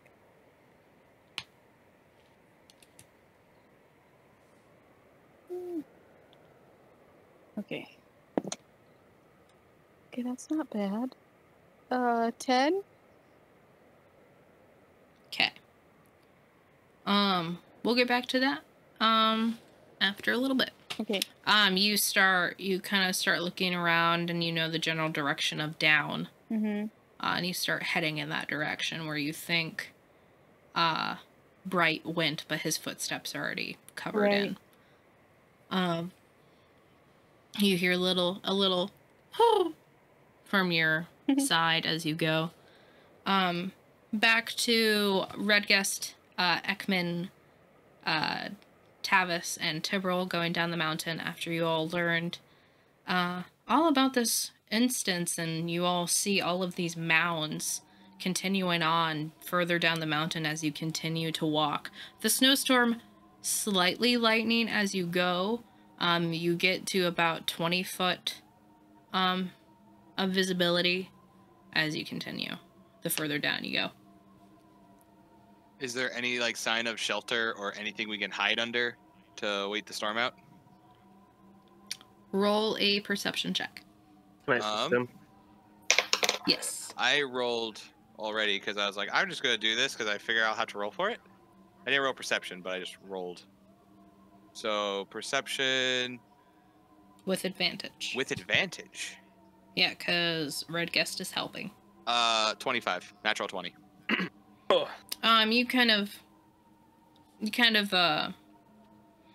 look around and you look at all the mounds, and right now you might be able to fashion some sort of shield against the wind against a mound, but it's all snow right now. So there's stuff to build shelter, but no shelter is what I'm hearing. There are opportunities against the mound, but it is all snow right now. It is you and what you have on your back. All right. Naked and afraid style. Oh, good. I'm gonna look back to Ekman. It's like, Ekman, do you think you can keep pushing? You look back and you kind of see like his blood red skin. His lip is like a little bit blue, and he's kind of chattering. The sooner we get out of this. As he's talking, I'm taking my coat off and wrapping it around him. Oh no! Put that back on. It's like we'll keep going. Oh, you're impossible. But he doesn't take it off. I'm hoping that with my psionic armor, It protects me a little bit, gives me a little bit of an edge on cold, but it's still probably cold. It's the coldest you've ever been. We're pushing through. And I'm gonna say we can make a shelter around a mound. But I still think we need to get out of here. So we can stop if we want, but I think we need to keep moving, keep pushing. All right. And I'm gonna go into more of a run. It's like let's get moving. Cool. Because it's if you guys are freaking cold. Your butt is falling off. Oh no! I need that. No, I'm just kidding. I promise. Oh, okay. All of you break into a run. Not like I wasn't thinking full on sprint, but like jogging speed of run. Okay. Like we gotta move a little quicker. You and Redguest and Tavis follow suit. Redguest does. Tavis does as well. Cool. Redguest all of you trying are to keep the rope up. Oh yeah. Yeah, we're all tied together still. It's actually well, it was one. Unless you joined the no. It was all one rope. Yeah, it was one rope. Never mind. You are tied together, just more room in the middle now. Yeah. Gotcha. So it's Tavis, me, Ekman, Redguest, right? Yes. Okay. That is indeed correct. All of you start going into a jog, and I won't make you roll for it this time because you were further down the mountain and therefore a little bit warmer, so it is not completely ice. Yay. Like imperceptibly warmer though. I will ask for each and every one of you to make Constitution saving throws and perception checks. Oh no. Oh no. Do I notice that I'm starting to speed up, Sam? You don't see them. But with my connection with the arm, it would be getting farther away. Right. You would indeed feel the connection getting further away from you a little bit faster.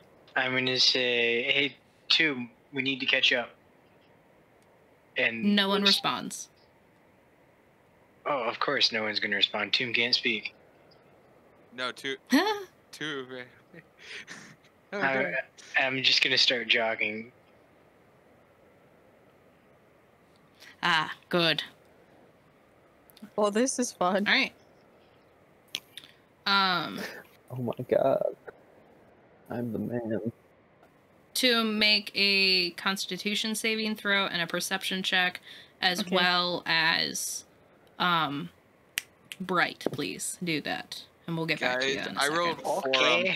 I rolled 4 on both of my dice.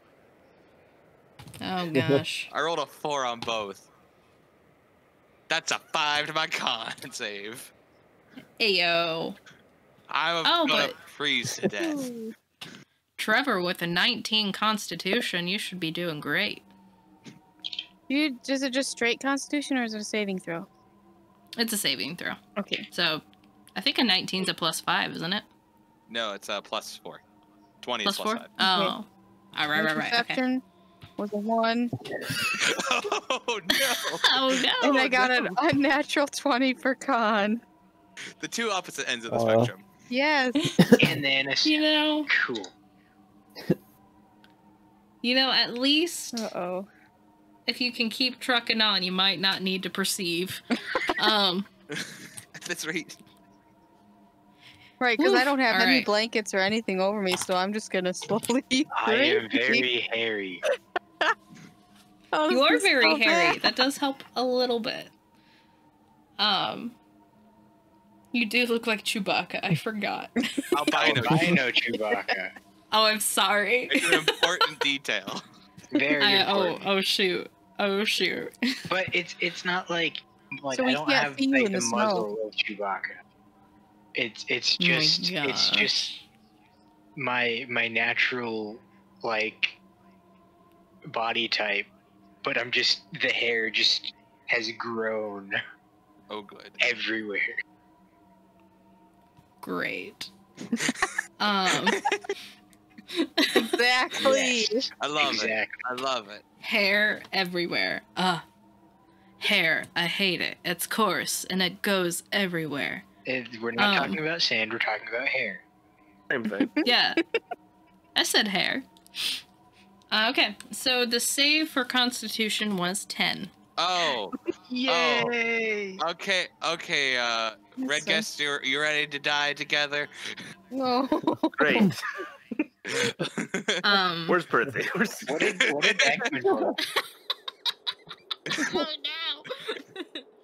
no. So those who failed, please add 1 level of exhaustion. Oh no. Where do I put that? Oof. Probably, I'll put it here.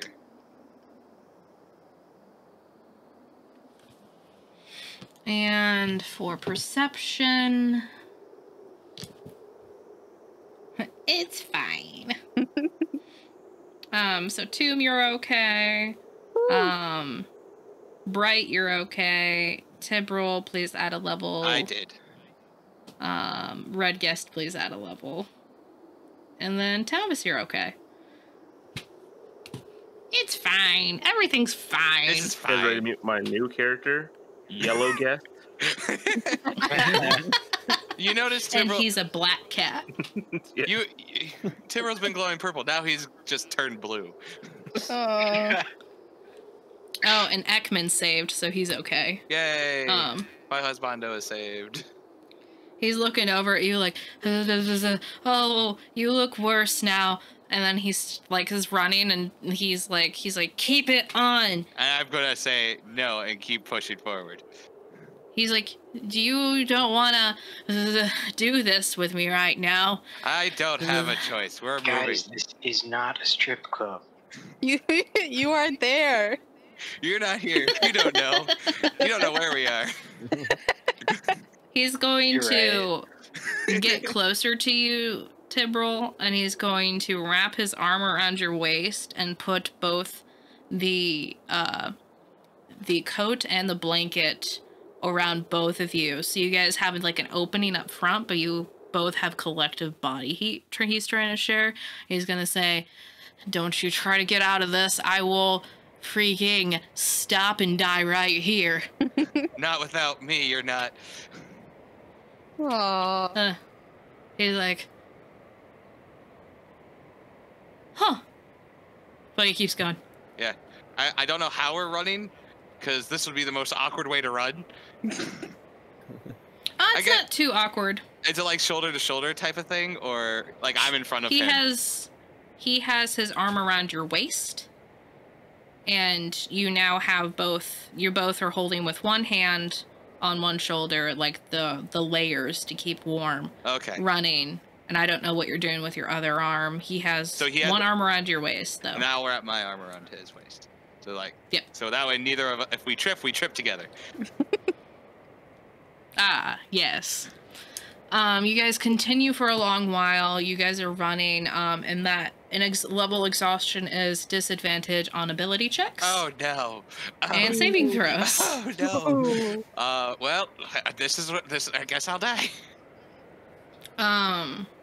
So we are going to go into a skill challenge. Oh. Yay! Oh no.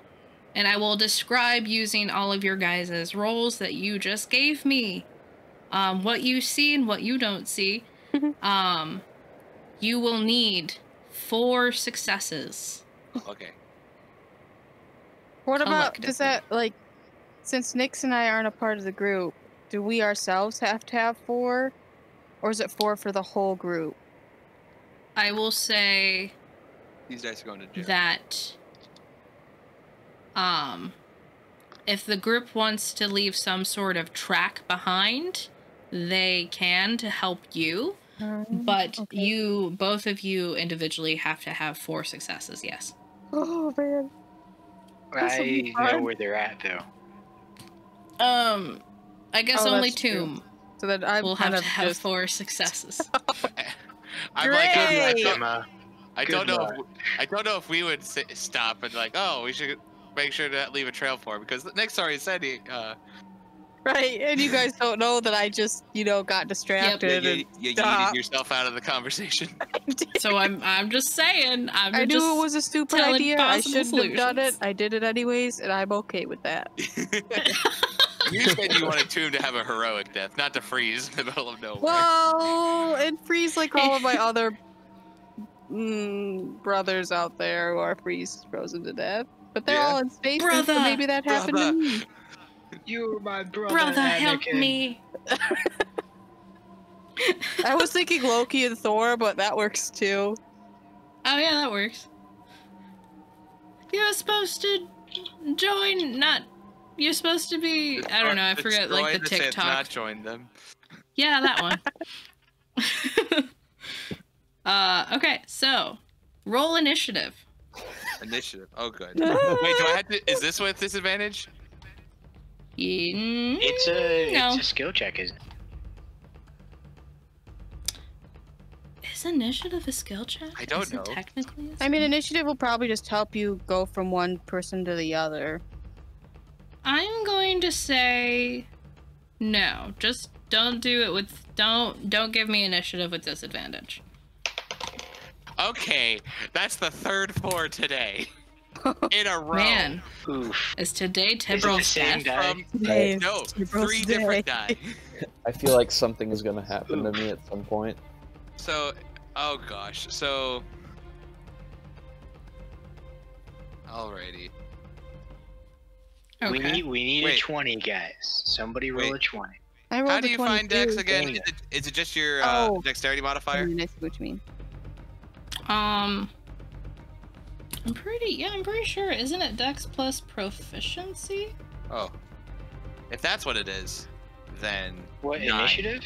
Yeah. Yeah, isn't there like a plus for that? Bronson told me this a while ago. It's now I not. can't It's either remember. 9 or 7. Wait, what? If I add my proficiency... Oh, no. I'm sorry. It'd be 10 or 7, depending if I add proficiency or not. Okay, we're gonna at your level. Proficiency bonus plus. It's 4. With a plus 10, you get a 4. What? No, I don't get a plus 10. I rolled a 4. Adding... I'm confused. That's fair. So am I. Level 9, we have a plus 4 to our proficiency, or a plus 4 for proficiency. And Tibral has a plus 2 to dexterity. Yeah, you're right. You get a plus. Wait, 4. well, how do you Okay. calculate the proficiency bonus? I'm like, it's either I get plus 6 or plus 2. Your proficiency I'm looking up the bonus wrong is things. on your class chart. Hold on. Change I'm looking up and- the wrong stuff. Initiative. Yes. Your character's Thank you, initiative Trevor. modifier equals your dexterity modifier plus any modifiers from class, race, or other features. So it's not. Oh, It's just your dex. just dex. Got it. I have. Okay. We got a 7. I don't know why I like to keep adding proficiency stuff to things. Because I want to be proficient, I guess. I don't know. I want to be proficient at going fast. I want to be the able to guy go go fast. I gotta go fast. I got a 7. A wise Gotta go blue fast. animal once said, "Gotta go fast." Yeah. Gotta go fast. I'm looking at the numbers. I go last. Oh, that's okay. Ekman is right above you. Oh, good. Oh. Let's go. So we'll do ours together. Like normal.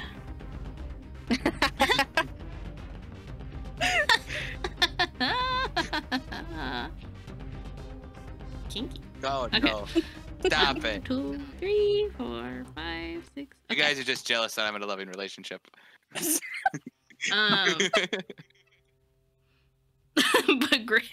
Joke's on Rose you. said Bright great doesn't joke. understand religion. Yeah, neither does Tomb. Neither does the DM. What Okay. happens, Oh, damn. what Damn. happens when you're a savant? Oh. Oh god. Okay, first up is Tomb. Tibral. You're funny. No, I try. that's your last. Oh, All right. First up So is the monsters that are attacking us. the monster's weather. I was gonna say, what happened while I was gone?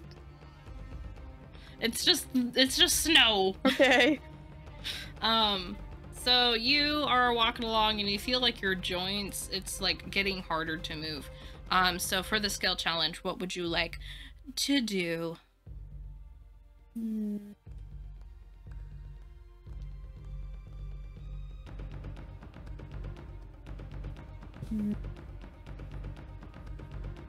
So the snow is picking up as well?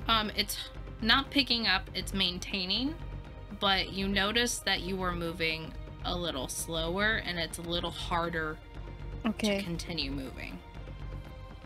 Let's see here. It's been a couple hours since leaving the top of the mountain. Is there can I search for like a cave somewhere? Or like some sort of shelter? So I would allow either a survival skill check or a investigation or perception. Could I do investigation? Yeah? Okay. Just remember that your rolls later, if you reuse the same roll, the DC will go up. Right. For you, specifically. Oh my gosh. 12? Yeah, so you look around with the 12, you look around and you really do not see much of anything. Okay. With you being at the higher elevation that you are still at 10 foot of 10 foot of visibility in front of you. Mm-hmm. So you're just 10-foot cone all the way around you. So you see mounds as you walk up to them and you know what's up and what's down. Okay. So that is one failure for Tomb. Alright, moving on. Is Bright. You started running, correct? Jogging, yes, that is correct. To try to catch up to the freezing people that I have a tracker on. Yep. And with your con, you like when you place this golden chain around your neck, you felt a little more vitalized, and you feel like you can go a little bit more. But you are going through the transition of being able to see 10 foot in front of you to 20 foot. So what would you like to do?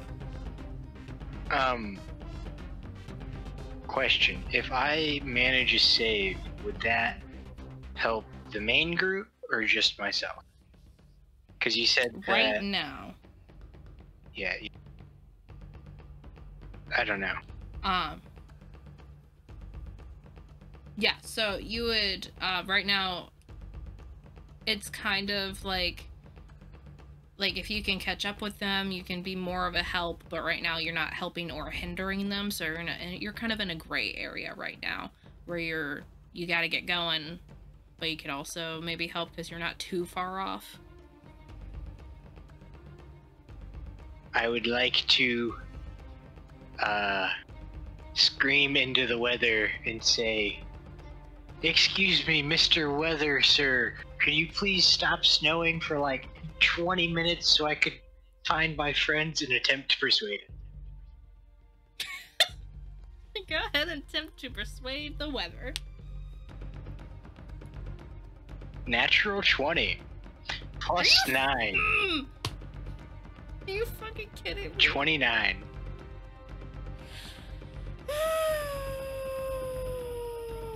No. Okay.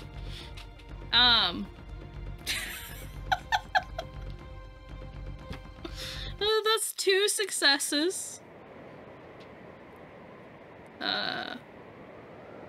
1 second. Let me get there. I just am thinking. Okay. You're running along and like you're kind of getting into the moment where you have to like put your leg down and like pull all the way back up and move your leg around in a weird way to get your next step in, and you like rage fills you and you scream at the air, "Can you stop snowing?" And after you scream, it just kind of like echoes a little bit, and you hear like you hear like a very familiar voice of Lord Device in the background. "Oh hey, did I forget to turn that off?" Could I yell back? Yes! "Oh! Sorry, I like my room really cold." And you hear a large clicking sound, and the snow stops. What just happened? Are you? What the actual heck just happened? Oh god! Oh my god! What the heck? You persuaded the weather. I love how something I say out of like pure spite and annoyance is like, "Hey, could you just stop snowing?" And all of a sudden the snow just stops. Oh, sorry. And you hear Lord Device say, "Sorry about that, is that okay?" Much better, thanks. "No problem." Oh my god. And I would like to keep continuing on towards the Wait, car. wait. Oh. Wait, is the skill challenge still happening? Yeah. No, the skill challenge is over. Wow. Yes! That's amazing. You missed it, Raoul. You missed it. We Raoul, get now it. you have to check out this episode of Audio Adventures. This time on Audio That was Adventures, amazing. we spite the weather to stop. Oh, I guess I'll have to on Spotify, Google Play Store, and other sites. Or none of those. We're on YouTube. YouTube, Bandcamp. We're on all of them except those. Amazon and eBay. Let's go Sam, before it Sam, I'm dies. just gonna say, I did that purely out of I don't know if this is gonna help the group or not. Let's just say something random and try to persuade the weather. Natural 20 plus 9. I am crying. Oh my Let's not. gosh. You just saved all of us. Oh, this is like the video I sent to the group chat was the only thing I could think of when I was hearing this. You yell loud enough that God's like, Alright, sorry, I forgot to turn that up. That's embarrassing. Oh gosh. Oh gosh. Okay, so Did he turn the heat on? no, he just turned off the fan. Isn't he a thunder dragon? Ice dragon. No. He likes. No, he's a dragon god. Oh, that's it. He's an ice dragon god.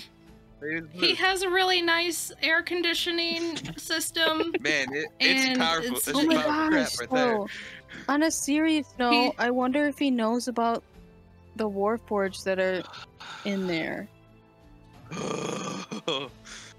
I mean, He's really on time with all of his filter check-ins. that's fair.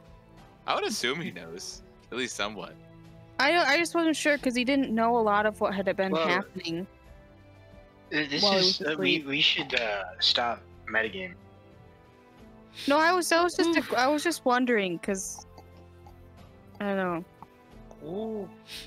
I mean, I don't think that's like necessarily a metagaming question. I feel like Tomb would I would think Tomb that. would really generally, wonder. Yeah, Yeah. that's something. So it's not like Mainly because for You his just, like- safety, like knowing the capability of the Warforged that we found, like knowing what they can do to people, like I'd be Thankfully- worried for his safety, but at the same time, I feel like Tomb would understand that he could protect himself.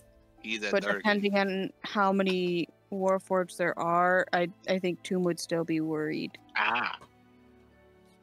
yeah. So like Oh my gosh. Tomb's not around anyone, and he's just wandering though. They So weren't he's not bad like, at- changing anyone. Yeah. So, like, hey, let's go back up. Okay, let's get a cold brewski. Sit and watch the football game. That's hey, good. Sam, I want to do one more thing. Okay, what's Since up? I'm so confused, I'm going to grab the cake from my back, turn around, open up one of the spouts, and pour some beer into my mouth. This is where Nix gets his drinking problem. Do you know when you do this? Do you notice that I'm God? Maybe? Yeah. No, I would totally like look around. I would ask Tomb if he went to smoke. You like But I'm not- I would, like, pop look open the around. cork. Oh. You like get some of the like it's an alright beer. It's not top shelf. It's not bottom shelf. It's mid shelf. Walking past for a football game, getting a brewski. Getting the Getting a brewski, yo. You taste a little bit of mayonnaise like it was used Oh, gosh. recently. But like, Yeah. Oh no, would it be curdling at that point? This dairy? Ooh. No, it's like the residual Oh, mayonnaise. okay. It's like a little. Like the- it's like you the get like a little grease. milk mustache. Oh gosh. Ugh, Yeah. mayo grease. But you look around and you see like Tomb is indeed gone, and the weather has stopped. Your god answered you You're not even a paladin. because he's like, "Oh, sorry, I forgot my air conditioning's too high." I've talked to a god more as an artificer than I ever did as my paladin. That's funny. Freaking heck! I made you roll all the shenanigans, and this time you're. It's like I roll for shenanigans. So all of you running, Ekman is just kind of like, it stopped. Did any of you hear that changeling person that we were traveling with? I thought I heard something, but I'm not going to complain about there not being any more snow. Let's just find some shelter. I won't either. And you look around and it is clear visibility as the snow stops and sinks to the ground. There is a low fog hanging over. It's actually very beautiful. Are there a lot? as you How all many look mounds are around. there? There are hundreds. Is Tomb one of those of mounds? Tomb is not one of those No. mounds yet. Well, that's good. Do I see Tomb? You look back and you see about 30 feet back from you is Tomb. Wow, not that far away. Hey, Tomb, we need to get going. Can I hear him? Yeah, there's It's like 30 feet. it's I just like it's I like speak up. standstill. That's Yeah. right. Yeah, it's standstill. Like you guys like the group that is like a couple hundred yards in front of you. Honestly, probably could hear you now. Okay. Like like those echo like when everything's so silent you can hear anything. Yeah. You can hear the sounds in the liquids in your brain. Yeah. So you guys hear Ekman ask, "Is that Negative the 6 decibels. Is that the changeling friend?" You all hear that back here. So everyone's hearing everything. I just walk forward, like I just keep walking towards Nyx in response to his. How cold is it right now? Does it still feel like the absolute worst? Like, Well, like you know, the, as, like the like- 6th layer of hell just froze over type bad, or or like I mean, going outside without a jacket on, kind of cold in the winter. as those who live in the Midwest, everything's better without the wind. It's true. Oh yeah, that's very true. So it's about 20 degrees warmer. Oh. You still are freezing. Cool. Do I see Tomb's joints freezing out? You see that he has indeed collected as he like walks up to you. His like entire coloration has kind of been like pale blue a little bit. And that he is moving slower. Hey there, friend. Let's get you moving a little kind of faster. I just put my hand on Tomb and I cast Heat Metal. Fantastic. And we'll just say that when you put your hand on his metal side, the metal sort of like warms up and kind of gets a little yellow and then settles back down, and you hear like a hissing sound, and steam like evaporates up, and the cherry blossoms kind of open up again. I'll say, all right, now that we can be moving faster, I'm gonna point over towards where the group is and say, we need to go that way. And I start walking that way. I nod, and then I just follow him. Cool. I will say that you guys catch up. But I only have mayonnaise. Oh, God. Give me some of that beer that you just poured into your mouth.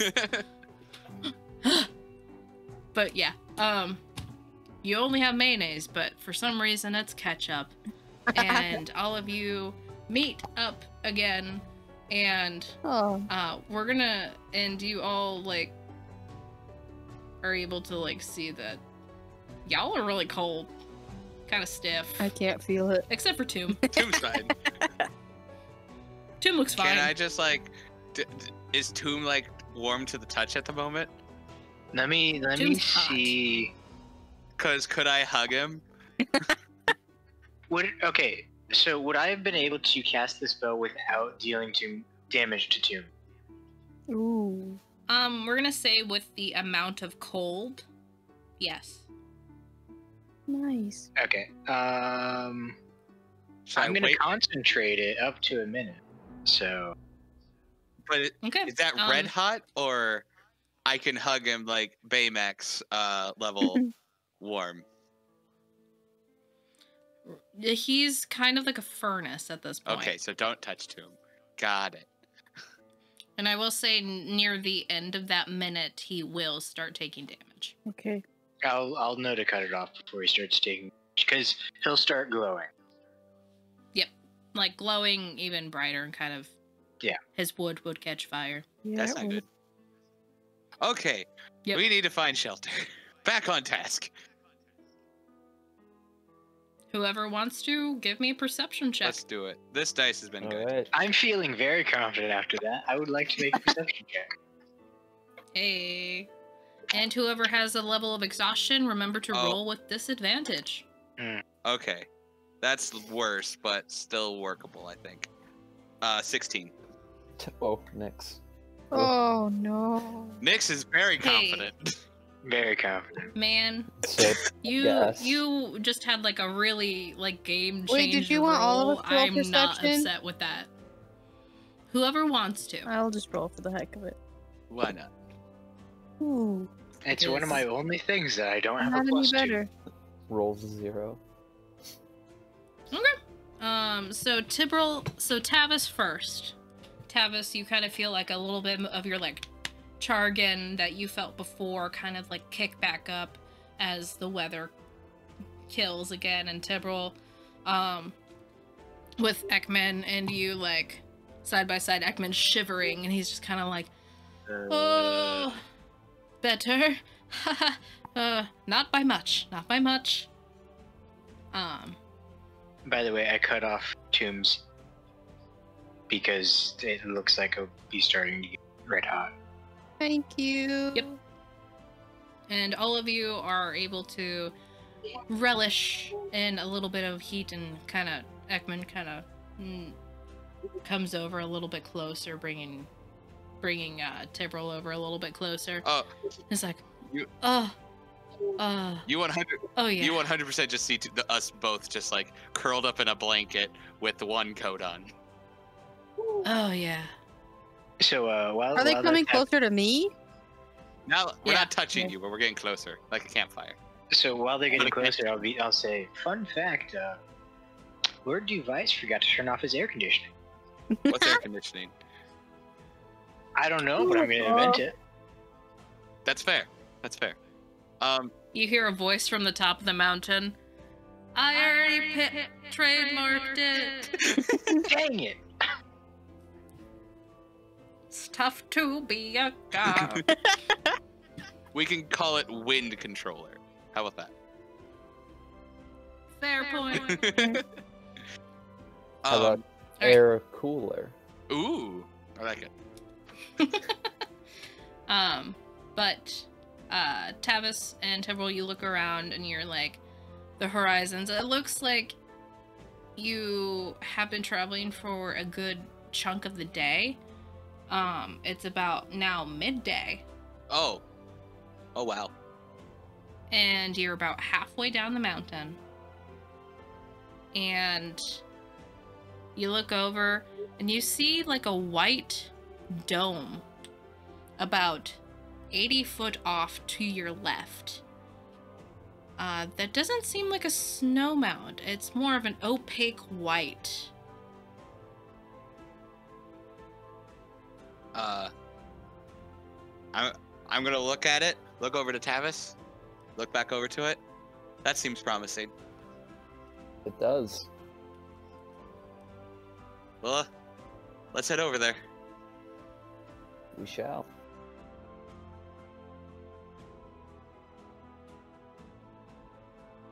And at as brisk a pace as I can be in Frozen. Okay. Also, all this is talking I'm doing is while my teeth are chattering. It's fair. It's fair.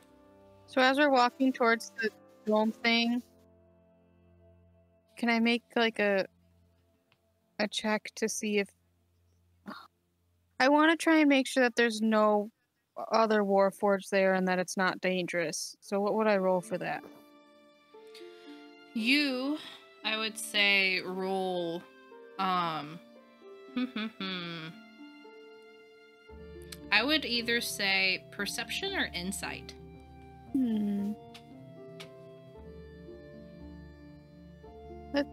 What can I do? Insight? Yep, you can do insight. Insight's more or less like what I'm thinking, like, are you sensing any danger from the situation? Well, I rolled a 4, so I don't think that helps any.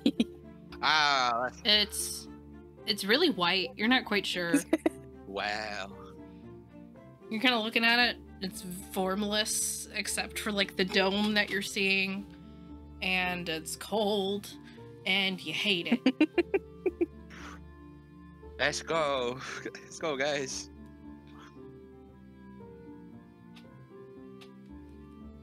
What's the worst that could? What's the worst that could happen? Okay, Emma, I don't want to hear it coming from the one who walked away from everybody in the middle of a snowstorm.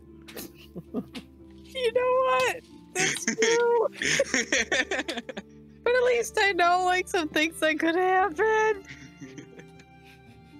Again, you could have been frozen out there for all eternity, and then Timber would have had to do the mom thing and come. Yes, that's true. But I wouldn't have. Well, I might not have died though. No, but you would have. We would have still had to go look for you. Right.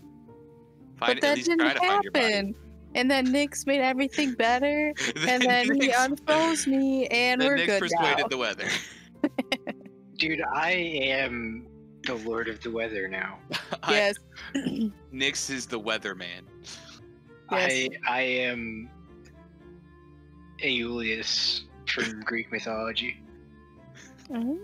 I've now pictured in my head Nyx in a suit in front of a green screen, giving information for the weather. That's unfortunate. Because Nyx would never do something that charismatic. I don't know. He seemed pretty charismatic when persuading the weather. Got nearly a 30. It was out of pure spite for the weather, okay? I've said that multiple times. Still persuaded the weather. Like, do you know if you're like walking outside and like randomly starts raining, you're like, what the heck? Yeah. You just yell it out sometimes. That's pretty much what it was. Yeah, but I've never seen somebody persuade the weather to change. You know? You're right. 29. You know, you were also close proximity to a person that had control over it. That's true. That helped. So it was almost an impossible roll. but you made it. You done. You did it, kid. You know, I could have You done. I could have made that rule even better by using Flash of Genius Oh god. to break the 30 mark. Oh good. Oh my gosh, you didn't need it. It would have been a 32. Oh good. Oh Whoa. my gosh, redonkulous. Is there All anything right. dangerous Dome. around this dome? Dome. Huh? Are we? You're walking up to the dome. Walking up to the dome. Yeah. So you, all of you are walking up to the dome, and, are you doing anything as you're walking up to the dome? Are you being sneaky? What are you doing? Nope. Severin. I'm Shivering. teeth chattering. I'm probably like. Oh. Like ready. Slowly growing more fur. Moving at a brisk pace. Or as Cool. brisk as I can. And all of you walk up to this dome, and do you reach out and touch it, Yes. or you're at the dome now? Yes. Yes. Of Touch course the we dome. do. You reach out and touch the dome, and your hand kind of makes like a little boom. Boom, boom. I would like to belly flop. I would like to knock on it. And as you're knocking, Bright comes forward and just runs and jumps, Oh no. and his belly crashes against it, and it makes a large. Hey guys, this is pretty fun. You should join. Can I try and find an entrance? If there is one. And as you are starting to walk around to maybe find another entrance to this large dome, you hear from inside a feminine voice. Hello? Please, We we need help, please. Some of us are freezing out here.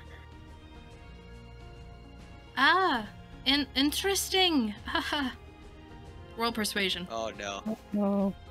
Oh no, I got disadvantage on that. No.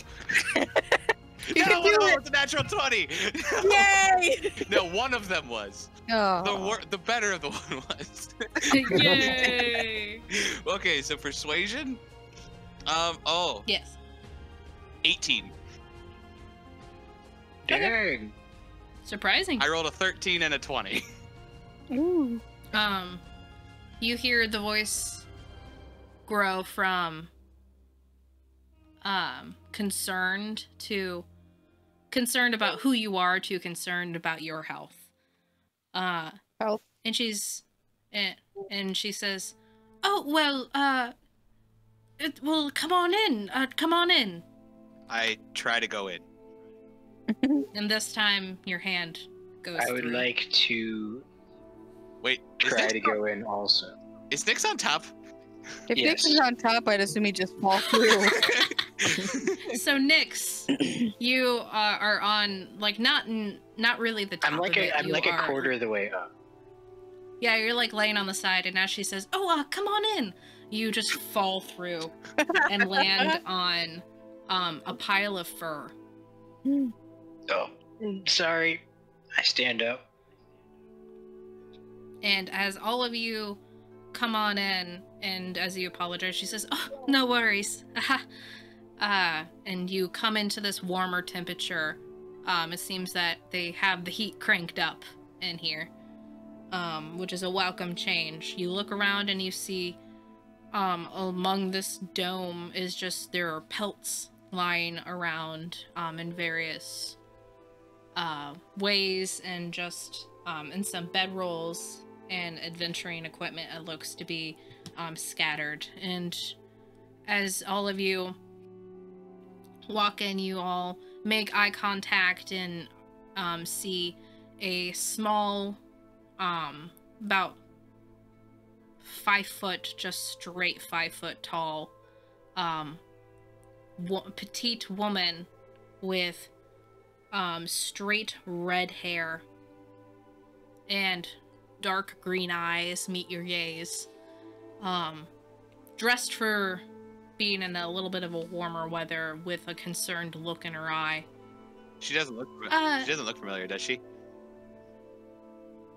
No, she does not. Okay, just checking. And she is human. Human? Human. Oh. Yes. Ooh. I always forget to describe race. You don't. It's fine. You don't see race. I don't see race. And she looks at all of you up and down. I'm sorry, but why are you on top of this mountain in such a bad snowstorm? Well, thank you for letting us in. Well, we are an adventuring party trying to make it to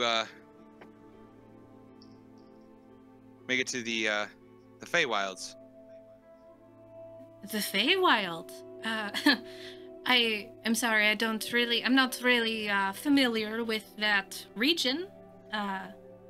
Don't worry, none of us are. I don't think, except him. Look back at Tavis. Yeah. Look back at Tavis. And she makes eye contact with you, Tavis, and then her eyes like widen in surprise as she looks down at your arm.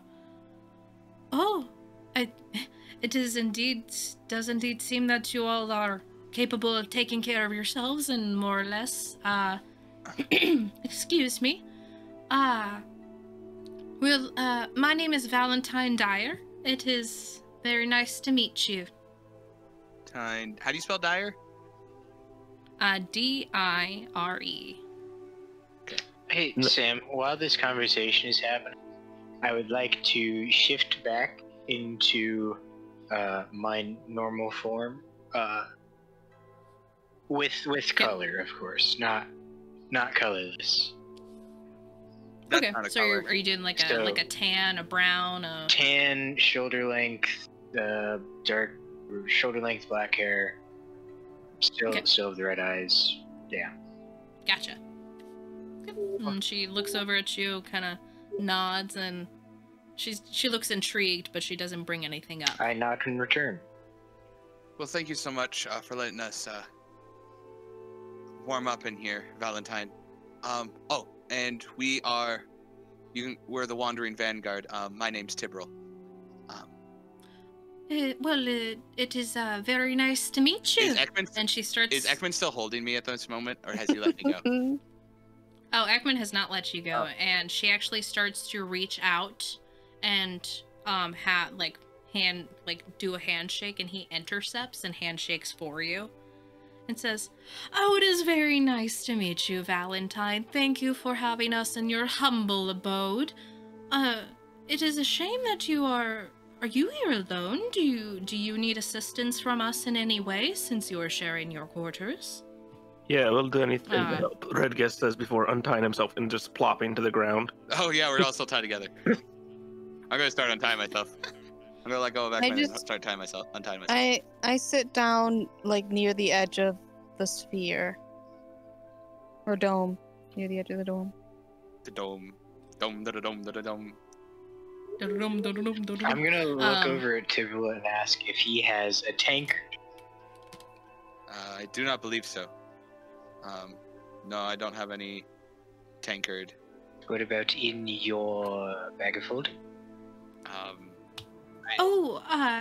Actually, if you need a tankard, me and my husband, that's who I'm here with, actually. Thank you, though, for your possible assistance. We actually might need it. But we actually do have tankards here. I am actually a traveling performer, and me and my husband just wanted to get away, so, we thought, hey, let's travel the countryside and see where we can go. So that's why we're here. But I can go... How many tankards would you like? Oh, I just want the one. You just want one? All right. Yes, please. And she turns around and starts to go towards a pack that they have. Is her husband in the place, or is he not to be seen? You do not see another person here.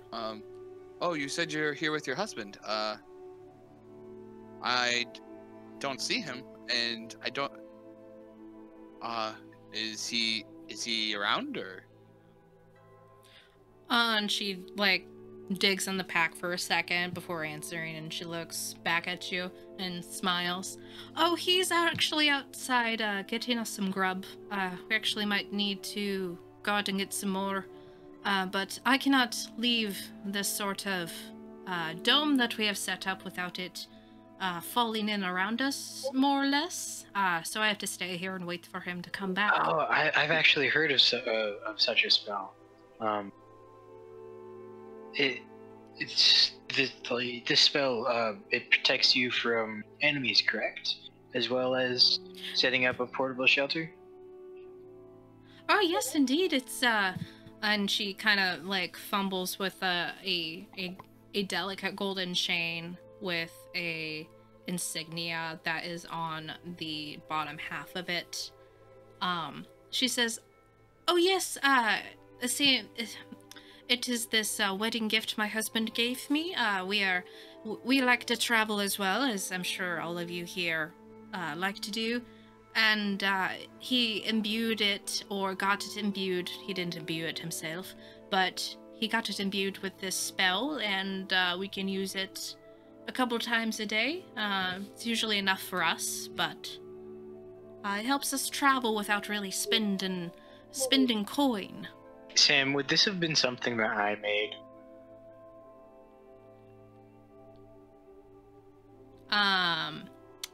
Evens or odds? Evens, of course. You kind of look down, and you see like the delicate golden chain that's very familiar to you, and you do see like an insignia of a circle, and then you know on the back of it is like a stamped in insignia of your family symbol. Oh, that's why I recognize this spell. Oh yeah, I actually made that. And her eyes kind of widen a little bit.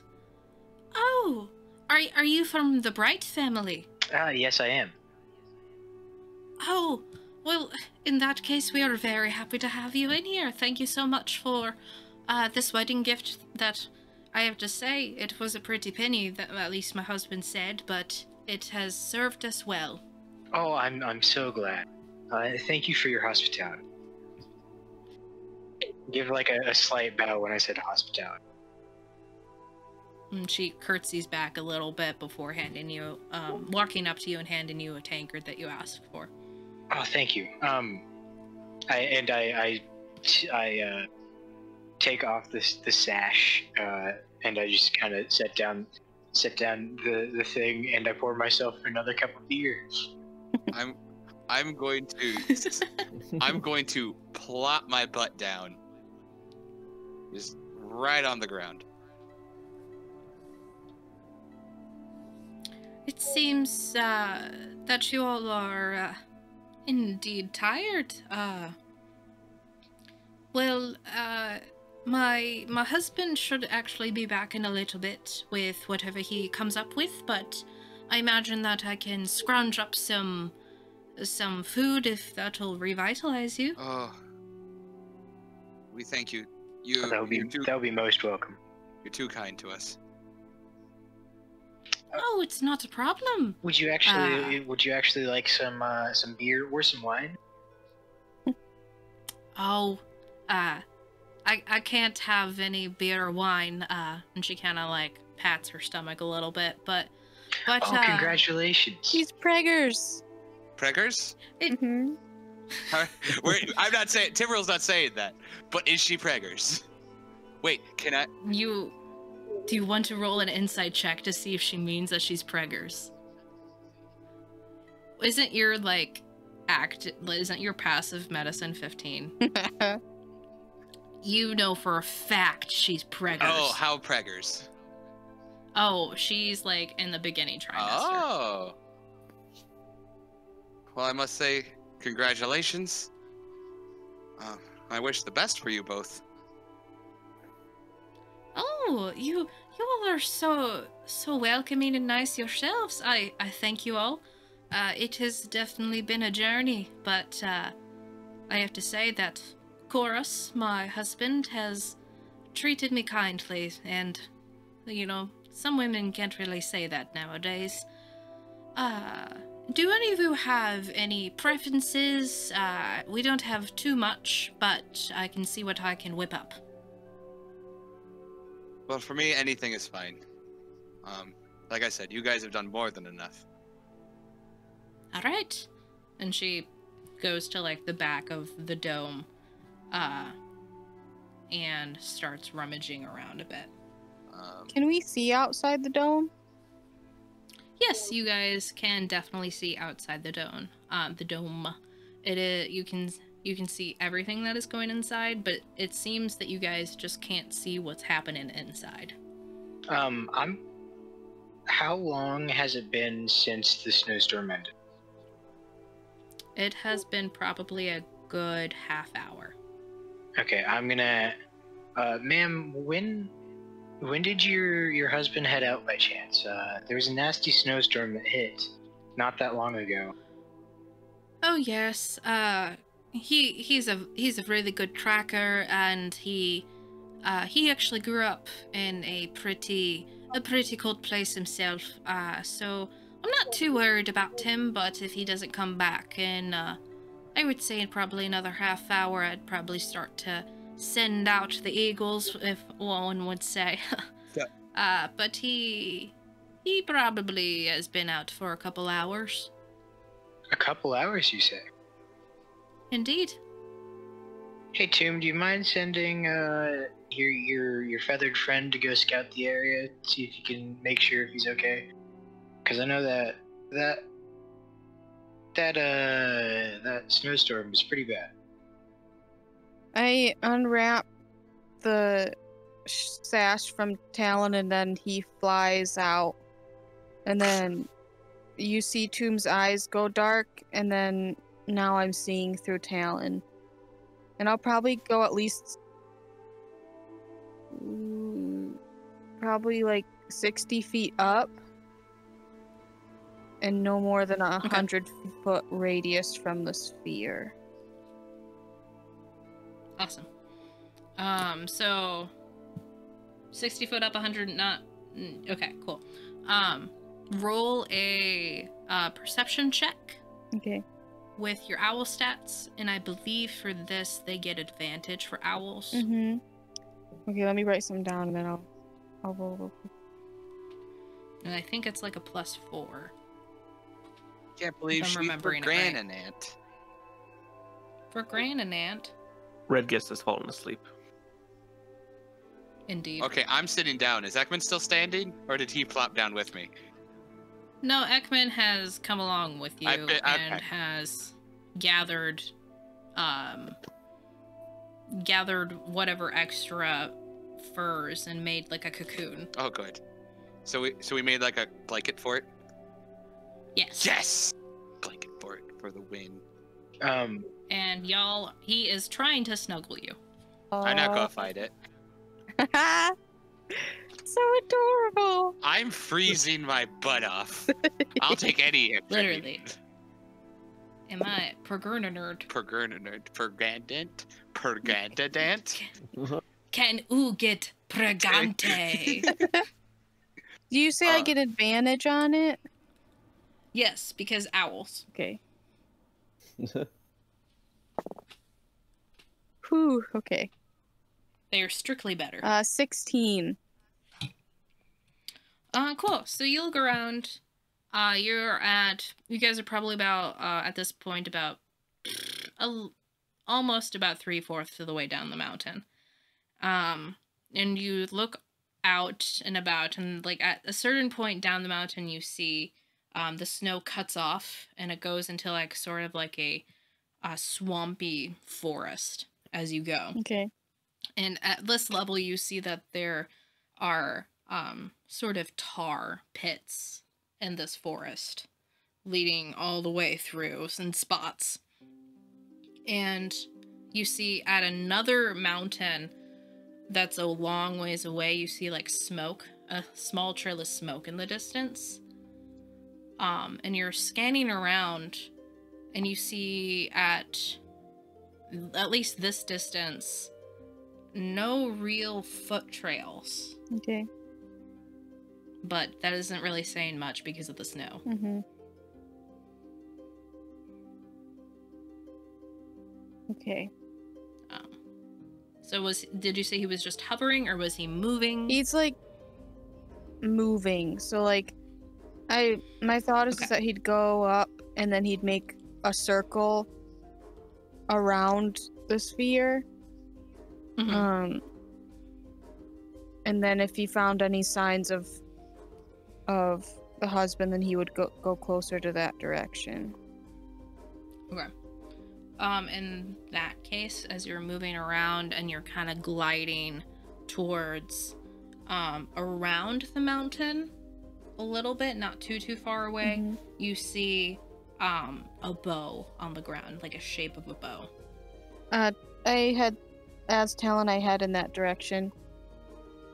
Okay. You sail down, and do you land or do you hover?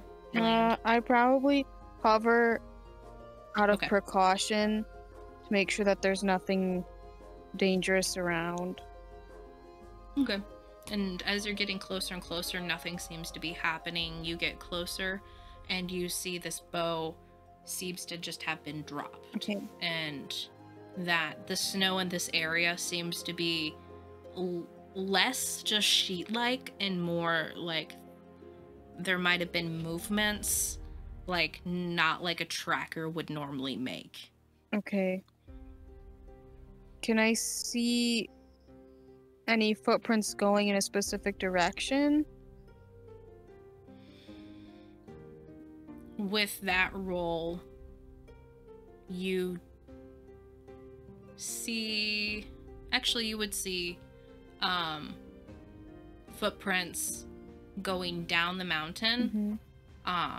Like very, very light imprints. As you get closer, you would be able to see them. Okay.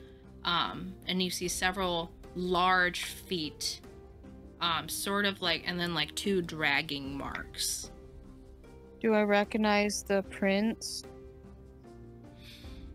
You would recognize these big footprints might be with your knowledge of the Goliaths in the vicinity, they might belong to Goliaths. Oh no. Oh no. Back in the tent. I'm gonna look over at Tibril. Hey Tibril, you seem to understand Tomb, right? Yeah. Are you able to talk to him right now? I can try. I don't know his type of magic all that well, so I don't know what this will do. I will try to make a psionic link with Tomb's soul, or brain, or mind, whatever you want to call it. Okay. You make a psionic link. With psionic links, do you see through their eyes, or do you just talk? Can you? Basically, I use my soul to connect to the mind and soul of the person who I'm trying to connect with, as long as they are willing. Okay. When you do that, you get nothing in return, because with Find Familiar, it's almost as if Tomb is now inside Talon, so he can't hear. It's with Tomb's soul. Right, but I don't think, because it says that I can't hear or see anything in my original body. It's not. Well, okay, so I would rule this as kind of like a double connection thing, where you would have, like, if you wanted to like close your eyes and like focus, you would go into Tomb and feel nothing. But if you wanted to focus again, you would feel the direction shift and go to Talon. Okay, well, So it would just be a longer connection thing. Before that, because Soul Knights have the ability to communicate via telepathy. You can telepathically speak to any creature you see within 60 feet of you in this manner. Okay. Okay, so you technically see the origin of what you would be telepathically. So could I still connect to Talon if I tried hard enough? You're connecting to the source. Okay. And the source is just kind of looking somewhere else. You're not going anywhere. Okay. It's sort of like you're being fed the information and you're telling Talon what to do. Oh, okay. So I'm going to So Tomb is telling Talon, not you. I'm going to sit up, yeah. cross my legs, put my hands put my almost like in a meditative stance, or not stance, position, and I'm going to. You're going to see Tibril start glowing, like almost smoking purple, trying to connect with Tomb, focusing as hard as he can. Does it go through? Give me an intelligence check. Me? No, Tibril. Where'd my dice And go? are you willing to? Yeah. Okay. So the DC's lower.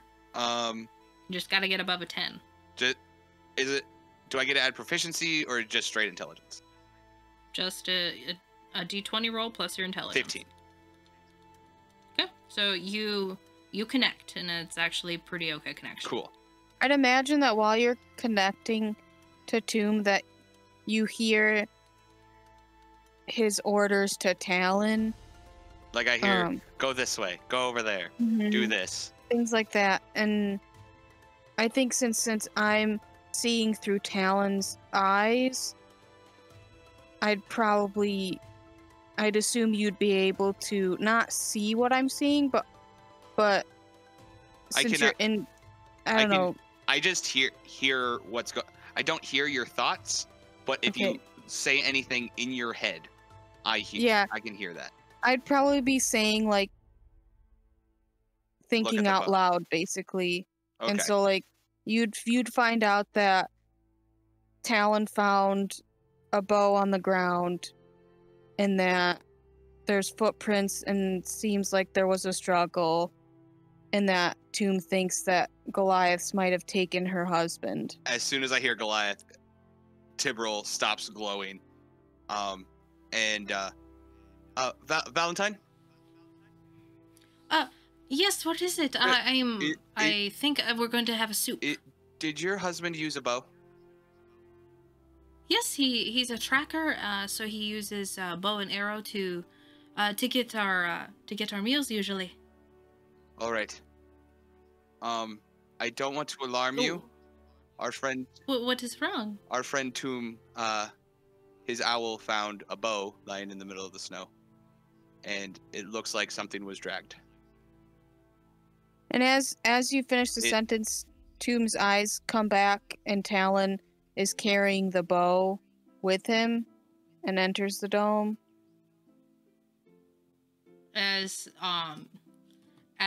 Tomb comes back, you hear on the ground just the sound of metal drop and clang against stone as she drops all of the ingredients that she's holding, and just the broth of the soup that she was starting to prepare sloshes everywhere. Ekman, and get up. We gotta go.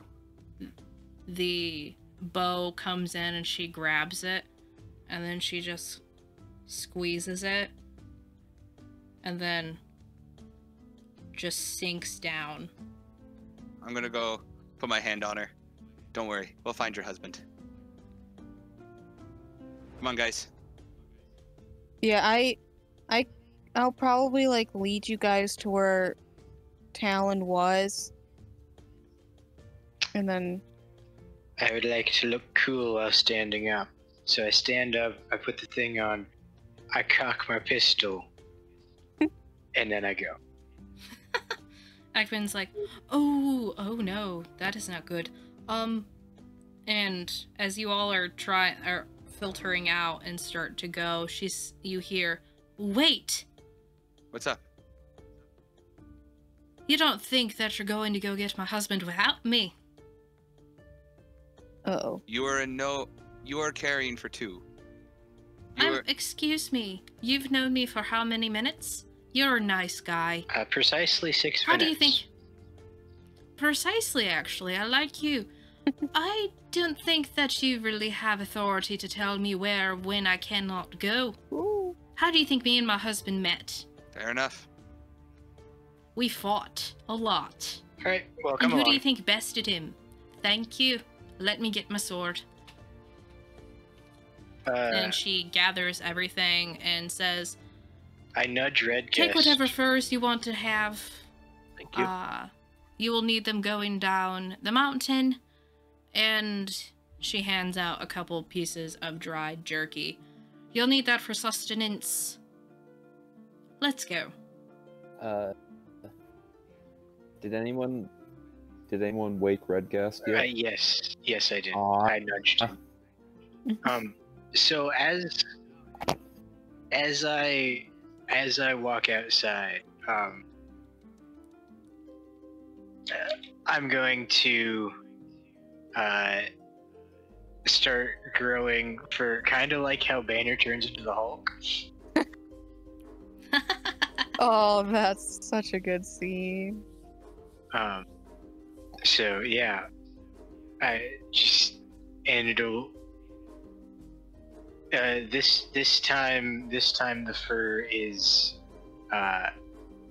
seems to have like fire pattern in it, like grown into it, and it's like black with like red flames. Reminds me of Amaterasu. Nice. Because when you have fire on you, you go faster. Because I am Incineroar. Oh, good. No, Oh I'm my just gosh. freaking ticked off. That's I like it. Yeah, I bring them to the crime scene and assume that Nick Scene of can the crime. probably track from there. As you make it there, Valentine, Valentine made sure that you are in some shape or form covered with a fur or two. She is also Aw. covered. That's nice of her. And she reaches down and then traces the faint indentation. And let's see. What is she doing? She's tracing the faint indentation, and then she looks over and traces it. Aye. It looks like two of those fuckers got my husband. They went that way. And she points to the east.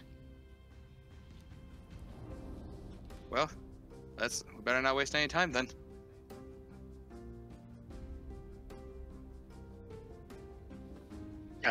I start going in the direction that she pointed.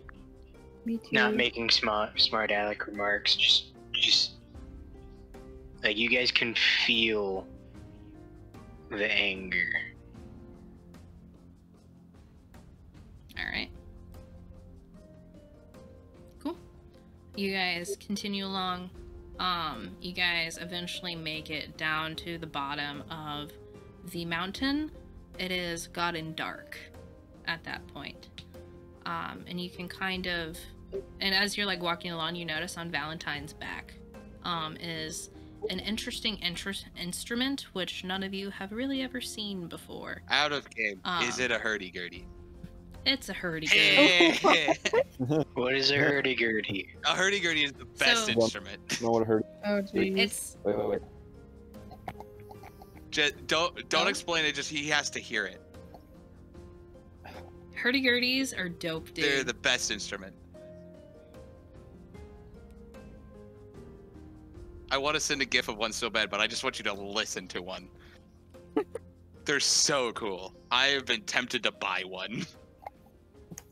But they're like $1,000 for one. Oh, wow. Dude, they're pretty dope. I heard the sound of a hurdy-gurdy, and I built this character off that sound. Good. I was like, okay, she's very Irish. Is this a hurdy-gurdy? But, okay. Yeah, you guys are walking down, and you notice that she has that strapped to her back, and it's just a rosewood, sort of like body. Ooh, And it looks very well taken care of. pretty. But yeah. Whoever wants to make a survival check can, or investigation check. Are we still at disadvantage? You technically are, because that only goes away after a long rest. After a long and rest. at the At the end of a long rest. bottom of the mountain, it is nighttime, You're pushing another level of exhaustion at this point. Yeah. Ooh. And you guys have made it to the swampy forest. It is dark, and Tomb, you know that there are tar pools out there that are black as night. Okay. Who's in front? Valentine is near. Valentine's next to Bright. Am I near Nyx? You can be. Okay. I'd like to roll a survival check. I want to tap him Oh, that's what my 12 was. to like tell him that we gotta be careful of tar pits. Yeah. You 13. feel a tap on your shoulder, Bright. 13, okay. I ignore the tap. Oh my gosh. Wow. Can I just grab his shoulder? You don't even go to the one who can like communicate with you. Wow. All right. Okay, then I guess I'll just go to tip roll. What's up, buddy? What's I up? write down that we have to be careful of tar pits. That's it. Okay. Thanks for the heads up. I'm gonna yell up to Valentine. Apparently there's tar pits around here. Just watch your step. And you barely see her head like tilt back, and she just kind of nods. I have a question. Yeah. If I send my owl up, but not look through his eyes, could I have Talon notify me if he sees anything? Yeah, you can give orders to your familiar within a certain range, and they can definitely come back and tap you or something. Okay, I'm gonna do that. I'm gonna send Talon up and just tell him to be cautious, but just search for signs of giants. Goliaths. No, it's Goliath. Right, you're right. Just like anything that could help us find her husband. Okay. All right. What was that thing that I had before?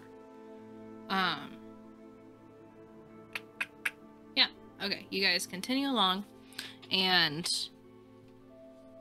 as I am moving around, let me check the rolls. Okay, so yeah, 12 or 13, 13 for Trevor. Cool. And Tomb, just roll a perception check for Talon, as we have. And Valentine is just charging forward without really looking. You guys really see. Looks like she has a bit tunnel vision. Tunnel villain? Tunnel villain. And she gets to the bottom of the mountain, adjusts her pack, looks at Bright next to her, and then continues. And you guys see that these trees are very viney, and the tops don't really look like trees. The leaves kind of come out into like a weird palm fashion, but you're not in any tropical weather. This is like really swampy, so things feel weird when you look at them. I stick right next to her, also having tunnel vision. Awesome. How tired are we? How tired are specifically me and Red Guest? Yes. I'm hanging at the back. I know I'm not up at the front, but I'm like, am I dragging my feet type of tired, or like needing like 7 cups of coffee just to stay focused type of tired? Both. Oh, a little bit. Oh no. So exhaustion. Yeah. So if I pop open and then say 2 levels of exhaustion. Oh no. This is what D&D Beyond will tell me. I have the levels of exhaustion in front of me. I was just wondering if you hit that second level yet, because at that point I'm like we're gonna slow people down. You are about to hit that second level. When you he are hits, on the threshold as they are moving when forward he hits into the second, do I hit my first? Yeah, so that would mean everyone except for Valentine Except who? is on the threshold. Except who? Except for Valentine, because she was resting when you met her. Cool. And Ekman is saying, hey guys, I know that we have a really important mission, but we won't be of any use to anyone if we can't move or if we get killed. Tavis, don't you have that flying carpet or something? Yes, I do. I reach into the bag and I take it out. I unroll it. I didn't stop, by the way. I keep going. And I pat on the I pat on the rug and I say, "All right, once on." I hop on. Ekman it does as well. I'll probably stay on the ground so that the carpet can be faster. When Ekman sits down, I'm going to flop he sits on his butt. I'm gonna lean over and just lay on his lap.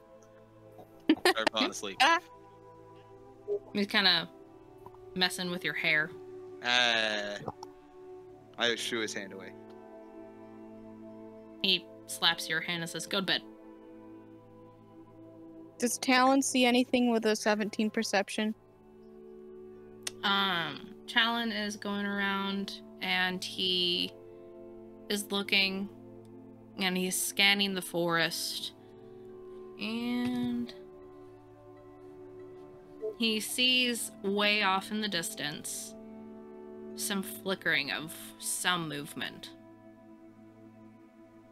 Okay. When he does, he flies back to me.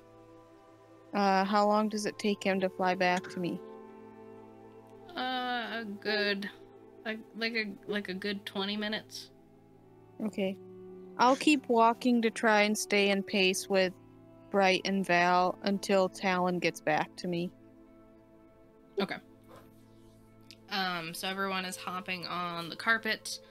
Bright and Valentine and Tomb, you all are continuing along. Can you give me, did we already roll? We already rolled perception, correct? No. Or no, that was survival. Survival. Or investigation. Okay. So you rolled investigation. And I rolled. What did you roll? Who rolled investigation for what again? I think he said just roll investigation or survival. Okay. Cool. I already forget what we did. So Valentine and Bright, you are just charging forward, like I've said before. Not really noticing much of anything. You all, with the magic, not really noticing the magic carpet, floating behind you as well. And Tomb walking as well. You all are making your way. I was gonna make that joke. Dang. Got him. Got him. Got me. Making your way through the forest, floating fast, branches past, and you're Goliath bound. Da. Valentine, after a while, kind of starting to walk a little slower, breathe a little heavier. You've had to weave your way around some tar pools. Bright, you've been able to catch her a little bit and guide her around. Tomb, you see where they're going, so everyone is, for the moment, safe. Noticing this, I'm gonna snap my fingers and say, Tavis, get over here. And I hover over to him. I I say, Valentine, get on the carpet. How did Nix know we had the carpet? I thought he didn't notice. I never said I didn't notice. I just said I'd forged ahead. Oh. I thought I heard that. Yeah. I thought I heard you guys didn't notice. I would say after a while he would notice. Probably when Valentine started to breathe heavily. You probably scanned back and saw. Valentine just kind of sighs a little bit and looks down, and then looks back up to you finally and nods dejectedly. We'll move faster on the carpet. I know you're right. Just let's go. And she gets onto the carpet as best she can. I help her up. Then I get on. And I say, Tomb, you getting on? No, I don't. Does Talon get back to me by now? Yeah. Tomb, get on the carpet. Not getting on that carpet. Tomb, get on the carpet now. Don't make me get your father here. When Talon comes back to me and I gain the information, I have Talon fly back up and lead the flying carpet to where he saw the light, and then I shoo them on, and then I just walk in the direction of the carpet.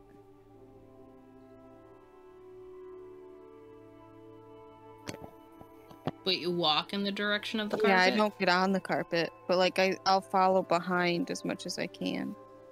But I have Talon lead them to where the light is. Can I tap Tavis and say, "Hey, stop! Tomb's not on." What? Oh. Tomb's Darn it, Dad! Stop getting in my way! No, I'm your mother. I stop the carpet and I slowly lower it to where he can step. I'm gonna say, Tavis, we have to keep moving. Yes, just keep moving. Valentine looks over, and you see like a glimmer of just what kind of mom she's gonna be. And she gives you like a really steady stare. Me? It says, yeah. Okay. It says, get on the carpet.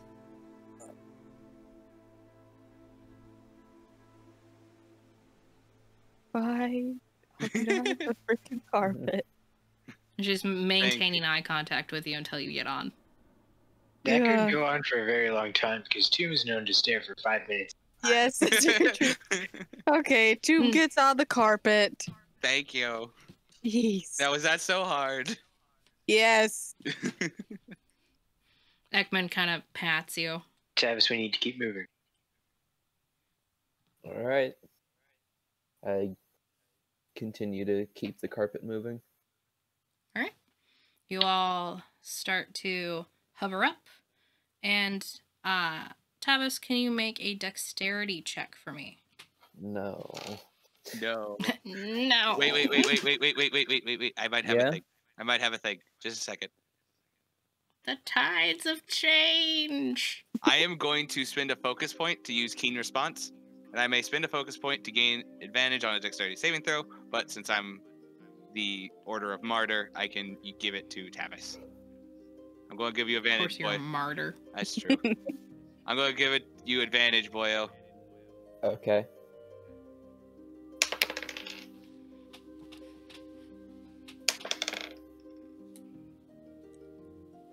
Just so you know, Tibril, he's going to shimmy up over to Tavis and take the arm off and check the stitches. Okay. Because we've been through some crap already. You check the stitches, and it looks, the process for getting like a different arm than the one you were born with is interesting, because you have to go through like therapy and things like that, and of course he's assisted with magic, but it seems that his stump is a little red, like like it's irritated, of course. Right. And it might be the beginning of a small infection. I'm going to take the arm. I'm going, Tavis. Buddy. Let's take this arm off for a while. Let your wound heal up a little bit before you start wearing it. It looks like it's starting to swell a little bit. I look down at my arm. I guess you're right. We don't want you to get any. Yeah. We don't want you to lose more of your arm. So, let's take this thing off. I can throw it in the bag of holding, while your wound heals. When I hear throw it in the bag of holding, I'm gonna say, hey, try moving your arm right now. I try to move my fingers. And they move exactly how you think they should, That's but amazing. detached from you. Oof. That's odd. The hand kind of grabs for you a little bit. Can't, Tavis, what are you doing? Nothing. I'm going to stick your arm in the bag of holding. Stick the bag in the arm. Yep. That's it. But no, I'm gonna stick the arm in the bag of holding. Let's let How dare you hide my masterpiece? It'll come back out. This is just Trevor to Peter. Oh, okay. How dare? By putting it in the bag of holding. That's how I dare. Frick you! Okay. Fight me, bro. Fight me. You know, PvP is a real thing. It's true. But we're not. This is out of character.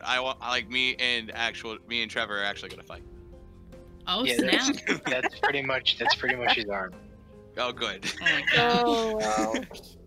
That's fantastic. All right. But yeah, I'm going to just make sure all the stitches are tight and not moving, and maybe try to open up the pus hole a little bit better. Okay. Nothing crazy. Just make sure it's draining all right.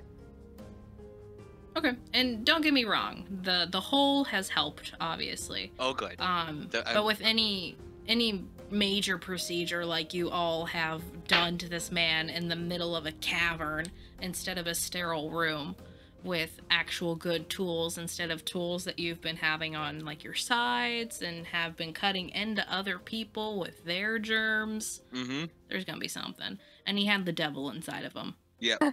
Can I? So it's not like he's lost hit points. So like me giving him a hit point won't help, type of thing. It's just kind of it wouldn't count as any like sickness or poison type thing on it. It's so small. It's barely anything right now, so Okay. it wouldn't probably even register. It's nothing to And be a worried. nat 20. It's nothing to worry about. You're right, Raoul. Nat 20 is a clean slice, but the blade itself was not clean. That was stabbed into another person recently, besides Tavis. Hey, There- you know, I hear the alcohol has pretty great medicinal properties. Oh jeez. Is Tibril, literally, you see him eyes roll. oh my gosh. It's those times when like you try to tell a doctor how to do his job type of thing. You're like, oh no, type of thing. Oh my gosh. Or you tell Are him you like, pouring alcohol on the stump? No, I was honestly saying that out of character. oh, I thought you were saying that Okay. as Nyx. No, I thought you were saying that as Nyx. Nyx is like really pissed off right now, so he's Oh, not that's really fair. saying anything. That's fair. Yeah. That is fair. But yeah, wound's still good. Little swelling. We're gonna give his arm a break, or his stump a break. Wow, who's piloting the magic carpet now? He is. Tavis is. Yeah. With one hand. It's a magic All right. carpet. I mean, I can do it easily with one hand. I've driven I mean- a car with one hand. I would say at this point he has proficiency with magic carpets. Only with magic carpet. Only with magic carpet. Only with magic carpet. Okay, cool. Good to know. So, How's it feel you to be start proficient? raising above. You rolled a 12. You start raising above the tree line, and then that's the fine part. Like these trees have like these weird palm branches, and they just kind of like brush your face as you go up, and it feels weird and it tickles. And as you break through the tree line and you look down into the darkness below, you don't see anything, but as you're flying away, you feel a splat hit the underneath of your carpet. A splat underneath? Something has hit the underside of your carpet. I would like to lean over the edge and try to see. Can I do it the other side?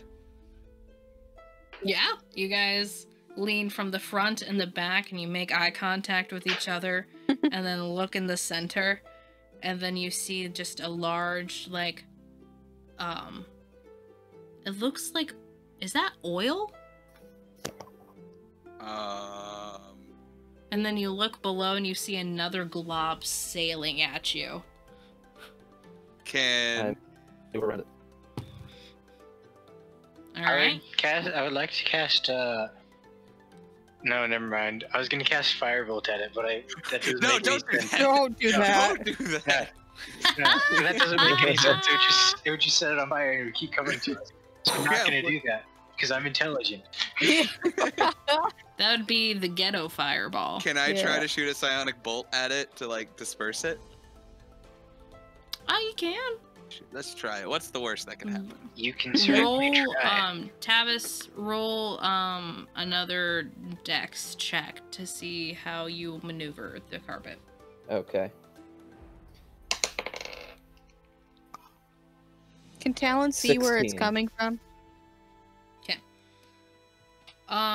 Talon right now just sees essentially what you are seeing, the globs sailing up from an unspecified spot in the forest that around the area that you all just came from, just globs being hefted. Okay.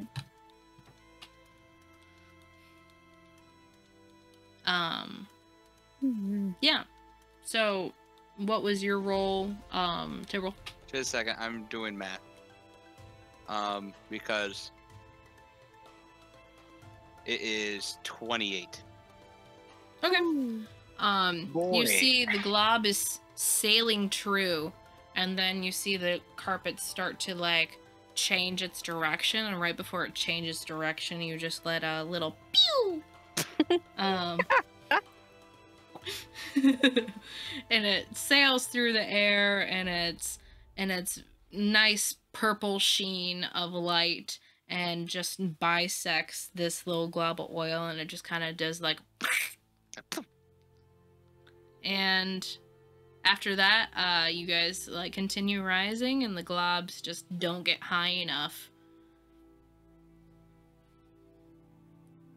and you start flying away further, a little bit further. Oh, you said that above the others didn't get high. forest. Yep. I don't know. I've been smoking a lot of weed. I'm pretty high. Hey, no, that's not this. That's not this. Oh, sorry. Campaign. That was the one shot. Wrong campaign. I'm right. sorry. I Right. My Sorry. roommate looked over at me and laughed because he knew exactly what I was talking about. Hey, I told John he could come in and listen. He Hi, should have John. before. Hi, John. Oh.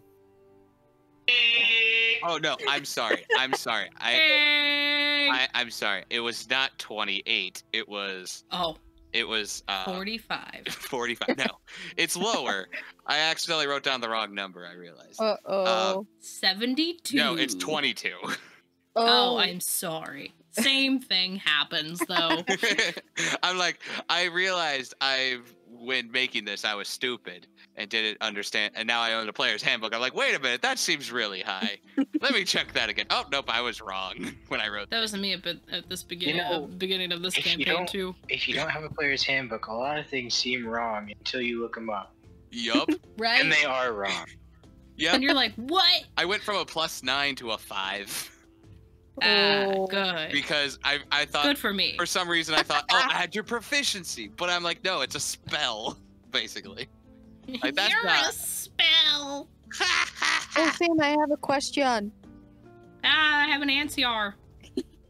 Does Talon see any more Warforged in this forest? Make one more perception check Or investigation, if you would like. I'll do a perception. Perception. Perception. And I'm doing it through Talon, is that okay? Yeah. Okay. You just can't see what's happening on the carpet. Nat 20 plus 3. Ah. Good. Oh no. Yeah, so with an owl, it kind of has to fly a little bit lower. Like, they have, like, dark vision stuff, so they can see through. But as he flies a little bit lower and evades, like, the oil globs being thrown, and he hears, like, tiny little... like, laughter happening. Okay. After each glob is thrown, and little curses and languages that you... if you know Sylvan, you would know. Well, why do I looked at my languages and like, wait a minute, why do I know Draconic? I forgot. Half elf. Half elf. Oh my god. I don't know if that explains Draconic, but alright. No, but I get like a couple extra like languages. Now I have 4 languages I speak. And your aunt was a dragon. It's Draconic and Gnome are my extra Elvish, Common, Gnome, and Draconic. I speak 3, and I don't know why I speak 2 of them.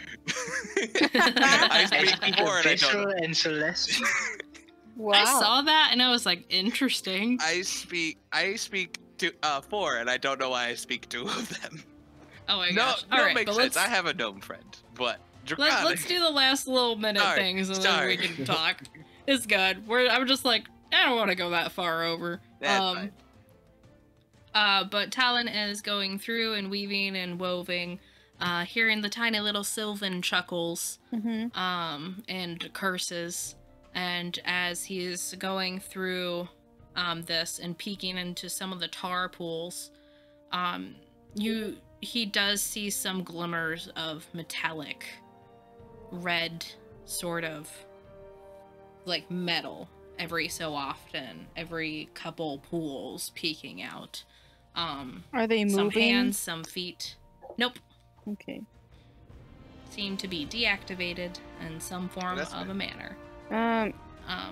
As he does this, because I kind of lean over the edge of the carpet, not realizing that I wouldn't be able to see anything, but just like looking down to look down, like recognizing that there's more of them, and trying to think why and stuff. And then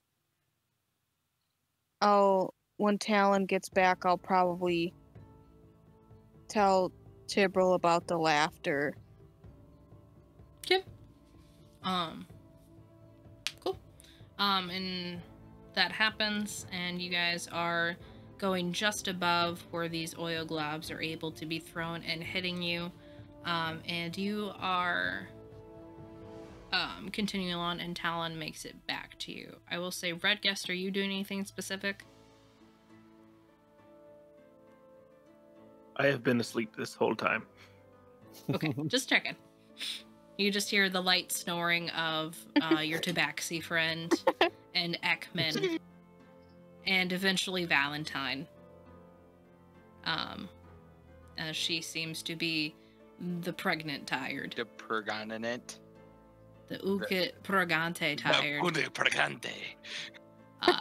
And your owl lands and makes it back to you. Okay. Do I have enough time to relay the information to Tibril? I would say that you can just do that. Okay. You relay the information to Tibril. Got it. Mm-hmm. And just so you know, before... Well, I guess Tibril will probably just fall asleep after this and just like, okay, it's time for bed. Mm-hmm. But depending on how much extra time we have after he wakes up, he's going to do something. Okay.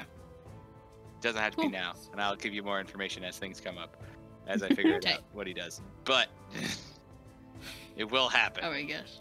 I have cool idea for Tibril. Heck yeah. So all of you kind of Nussel learning of this information. Bright sitting at the head of the carpet with Tavis, who is driving now with one arm, and Tomb near the back. All of Tomb you watch as many of your friends are just exhausted and just fall asleep, including this new friend that all of you feel the need to just help. Mm-hmm. And as all of you sail above this forest on this new little part of your guys' big journey that you all have taken together, you get closer and closer to possibly some answers. And that's where we'll kick it for tonight.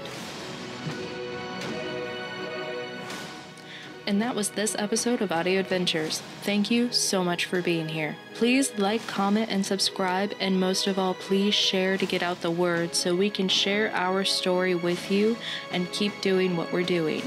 If you have an idea for an NPC, a shop, or even an encounter, please comment down below. You might be seeing any of those in the next session or maybe even the upcoming sessions. Again, thank you so much for being here, and we will see you next week. Please stay safe, everyone, and wear those seatbelts.